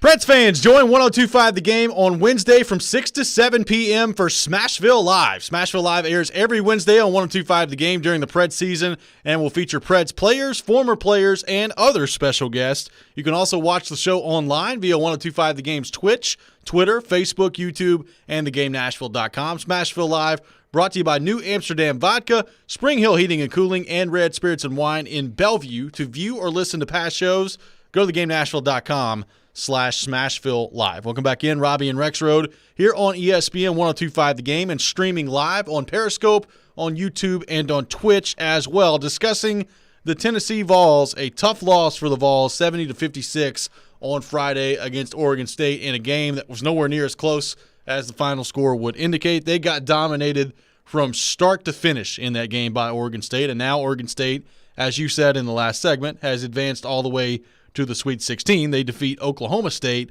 and Cade Cunningham last night in the tournament as well. Let's start specifically on that game, Joe, as you watched it and you watched what was happening with Tennessee, especially in the first half, where they were just abysmal offensively. What stood out to you? Why do you think Tennessee was as bad as they were in that game against Oregon State? I don't have a great answer for that. Josiah James was the one player made available after. He was great. He always is. And he was way too willing to take the blame and put it on himself. But he, one thing he said was, like, basically we didn't do what we practiced. It was like they just completely didn't do the things they talked about. I mean, I can't believe looking at that game. Like, you could watch that game and say, gee, did they watch any film of Oregon State? Yeah. Did Rick Barnes? But I don't believe that. I know that they did and prepared, and I thought they came out, and, he also said something like it might have looked like we were scared. And I don't think it was scared, but they did panic. And you see this. And you see this a lot with the higher seed. We talk about the 2 seeds beating the 15, or the 15s beating the 2s. I've got the whole list of it here. And that Boeheim one, by the way, was 91, the aging Jim Boeheim. But even you saw it, anybody who watched the Arkansas-Colgate game and endured my and other people's terrible toothpaste puns on Twitter, early in that game, Colgate's going nuts, and Arkansas was panicking. They really were. They were just jacking up shots. It's like you can't get 10 points back in one possession, but you try to. Now, they figured it out and eventually used their defense to turn that game. Tennessee never figured it out, and it just got worse. And I think Pond's foul trouble hurt, and I think Fulkerson not being there hurt, of course. But some of the other performances were really disappointing. And the freshmen, it's just, this is it. I mean, this is the problem. Keon Johnson and Jaden Springer, it'll end up being multiple years of excitement and hype and discussion about them signing. It's the greatest class in school history, all this stuff. And then you get a few months of watching them, and they just aren't ready yet to be great players in college basketball. But they will still get drafted in the first round of the NBA draft. And, both of them may, frankly, be up for some G League and shuttling back and forth for a while. I think Springer's probably actually more ready than Keon Johnson.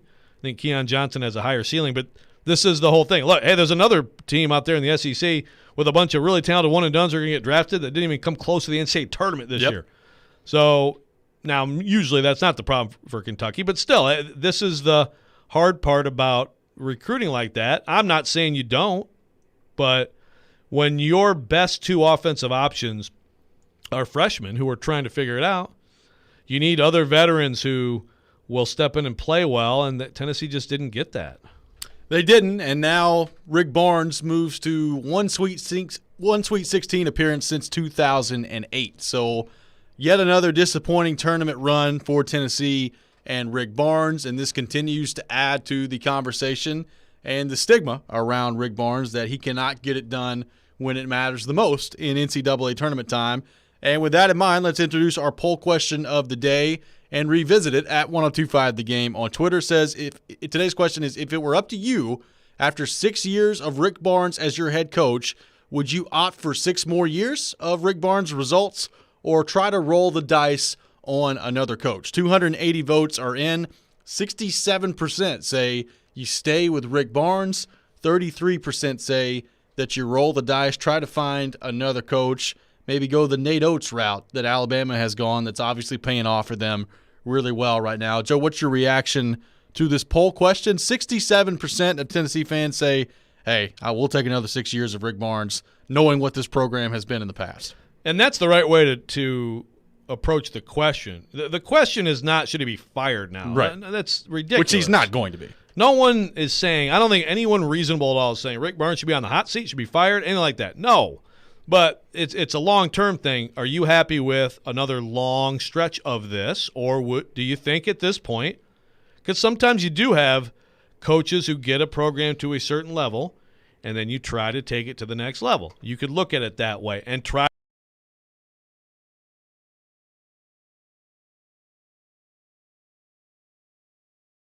going strong, 76. Mike Krzyzewski, 70-something, going strong. It doesn't necessarily – I mean, I could see Rick Barnes coaching another 5, 7, 10 years. That's all possible. The question is just long-term, like, do you want this or do you want the program at some point to try to switch up and shoot higher? the investment in Rick Barnes because of the UCLA job, because of his flirtation with the UCLA job, which he made clear, like he was very interested in that job, that has now put him into the absolute upper echelon of coaching salaries. Yep. And it's fine. It's not my money. It's not your money. It's not the fans' money. So that's fine. But it's part of the scoreboard in college sports. So when you do that, when you flirt with another job, when you get a 5-year, $26 million contract, you're going to be looked at differently. And I think that's what's happened. And it's been 35-23 since then, with one team that was not going to the tournament last year, and with this team now that gets routed by Oregon State in the first round. And we were discussing earlier in the show, I mean, in terms of disappointments, not only with basketball, but with Tennessee athletics as a whole, this team is up there. And in the last little while you could think of, like, I mean, let's be honest, football-wise, there's not been a lot to be disappointed about because they've been so mediocre to bad for long enough now to where it just kind of is what it is, and it's been what it's been. But this basketball team, and it's funny to think back on this now, but there was a point, and Josh Ward from WNML in Knoxville brought this up earlier, where early on in the season we were talking about, okay, Gonzaga, Baylor, and who's that number 3 team? Might be Tennessee. And we are light years away from that discussion at this point. So you started off, they played so well. I mean, they were lighting people up in non-conference to begin the season. And then in SEC play, that Missouri game, I think really was when you thought, oh my goodness, like this team can be really, really good. And it's been a steady decline since then. Yeah, that night. I mean, I should go back and look at some tweets from that night. Like, this team, is going to win the national championship by 25 points. I don't think I said that, but a lot of people thought, wow, this team is special. And even when they lost to Alabama, we didn't know how good Alabama was. But, okay, a team goes nuts from 3, which is what happened. They were winning. Then Alabama in the second half goes nuts. Fine. You bounce back beating Arkansas. We know now about both those teams. Both those teams could be in the Final Four. I think the Florida loss, 75-49, with a shorthanded Florida team, that was the first where I was like, boy, something's kind of coming apart here with this team a little bit. And it was just all over the map. The Kansas game was great. The LSU team is very talented, but like the Ole Miss loss, where you just were so bad offensively in a game you had won. And some of the other losses were just really, really bad performances. So I don't know why a team – usually that's not what happens. A team doesn't get less consistent during a year. Usually, especially with a good coach, it goes the other way. But that's what happened with this team. And so, look, I mean, I think all the discussion about Rick Barnes is fair other than anyone saying he should be fired or anything. That's not what anybody's saying here. I think it's fair if you're a Tennessee fan to say, you know what? We have the facilities are as good as it gets. We're paying a coach $5 million a year. We should expect some Final Fours here and there, and certainly Sweet 16s and SEC championships. We'll continue this discussion when we come back, taking your thoughts on our text line, driven by WilsonCountyHyundai.com, 615-737-1025, 615-737-1025. We'll also get into some news from the Titans today, adding to the wide receiver group. We'll do all that coming up next. This is Robby and Rexroad here on ESPN 1025, The Game.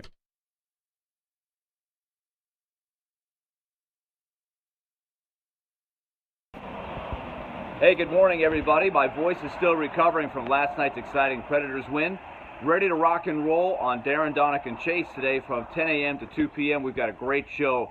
March Madness continues. We'll have scoreboard updates throughout the day on all of the games going on. The Titans have a new receiver. We'll talk to Teron Davenport about that. We'll check in for Vince Ferrara over in Knoxville. Not a great week for the Vols as they go down in the first round of the tournament. We'll break it down and look ahead. So, a lot going on. Make sure you tune in from 10 to 2 on ESPN 1025 The Game. Darren, Donick, and Chase.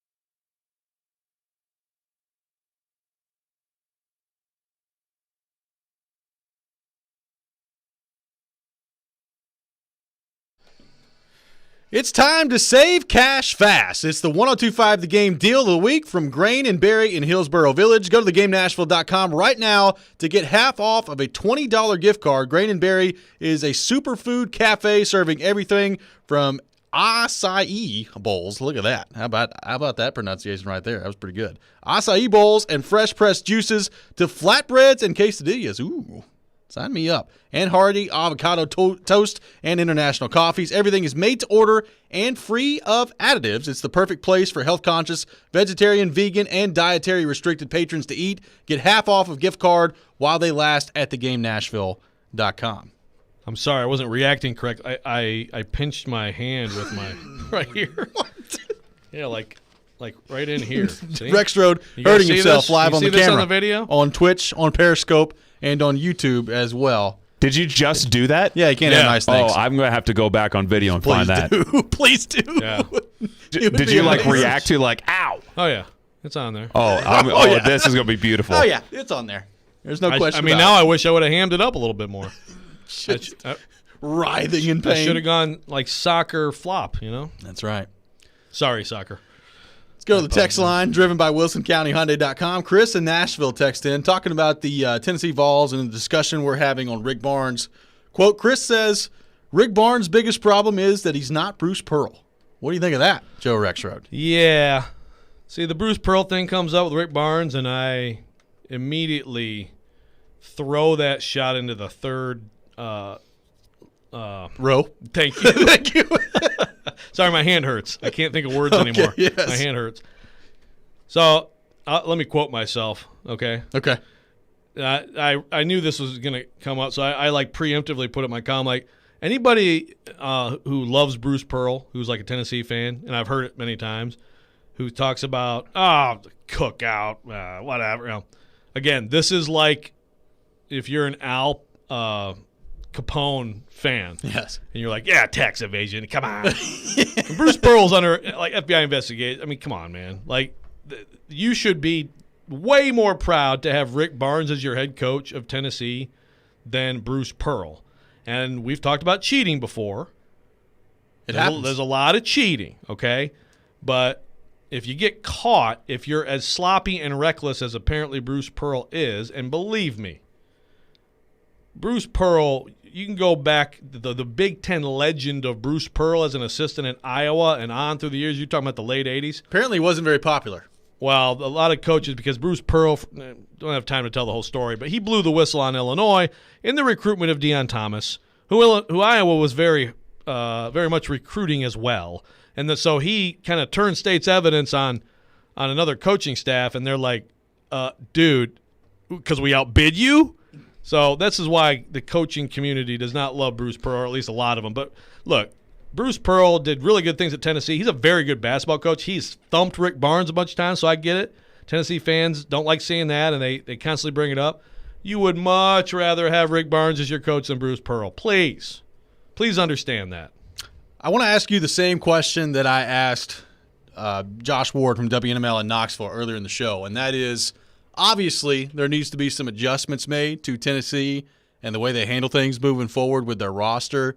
If you are Rick Barnes, based on what you've seen this year and knowing that recruiting's still going at a pretty high level, what improvements can Rick Barnes make in the way that he constructs this roster and builds this program, in your opinion? The good news for Tennessee and for any college basketball fan base right now that's sitting there with their team on the sideline and feeling down, and maybe the recruiting class isn't all that great. I mean, the transfer portal in this sport now has made it so that you can absolutely revamp things beyond the high school prospects you've signed. I used the Michigan example earlier in the show. Mike Smith and Sean D. Brown, if they didn't get those guys as transfers this year, they'd be a decent team. They are a national championship contender with those guys. That's a point guard because they didn't have a point guard. And then a big, good wing, and they need another wing. Tennessee needs a shooter, at least one. Tennessee needs a big man, at least one. And so that you've got to get in that portal. Like Walker Kessler's leaving North Carolina. He just announced it. It's going to be wild. So get in that portal, and you got to have outside shooting. I don't think Rick Barnes should go to the Nate Oates style of don't ever let your guys shoot mid-range shots, but you got to be able to shoot a three-point shot today. And let's look at what happens this tournament and who's advancing right now. It's a big part of it. You got to have straight up shooters like Vescovi. Chris Lofton. Yeah, I mean Vescovi can shoot, and he needs to be more of a volume shooter next year because Kenny Chandler will be the point guard.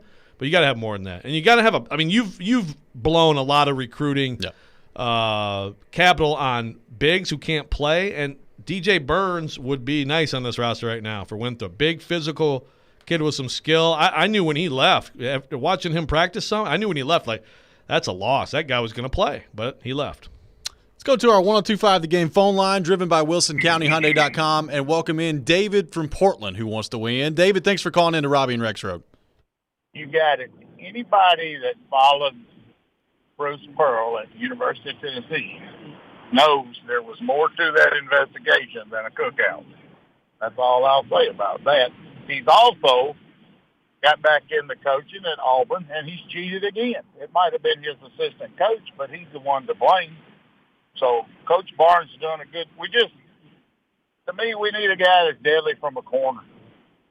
Rotate the ball around the corner shot. All these other teams knock them down coming and going. We just didn't have that luck. I mean, we played the whole season without a point guard and no basically big man. And I'm not criticizing any kid, but the two senior classmen that were coming back, we didn't get what we really wanted out of them. And the two freshmen, about, 5 or 6 games left in the season, to me, they started playing to increase their draft ratings.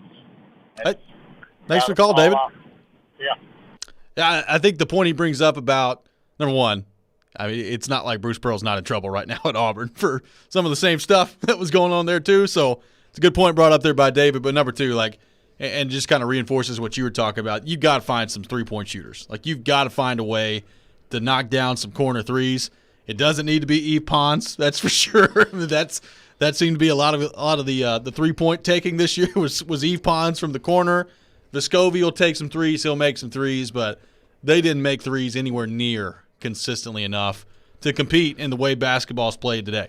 They just didn't. You got to have, again, Keon Johnson and Jaden Springer. I mean, you can't not recruit those guys. They're fantastic. So when you recruit those guys, maybe there's more of a pure shooter who's not as big of a recruit or all-around player that you don't recruit. So I understand that, but you gotta emphasize shooting more, and you got to get a big.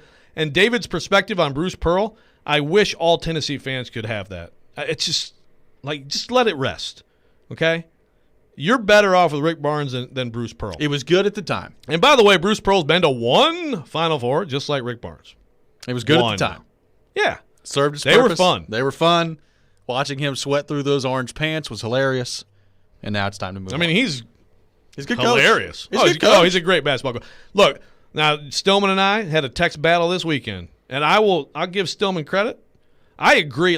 Who's a straight up just one coach against the other? Who are you taking? I would take Pearl over Barnes. Yep. But that's not everything about this. That's not the whole picture.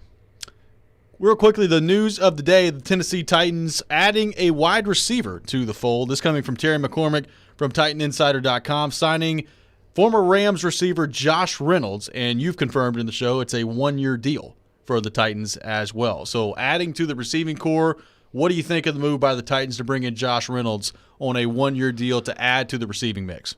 Yeah, and real quick, I thought maybe I had the scoop on the 1 year, but no, Justin M.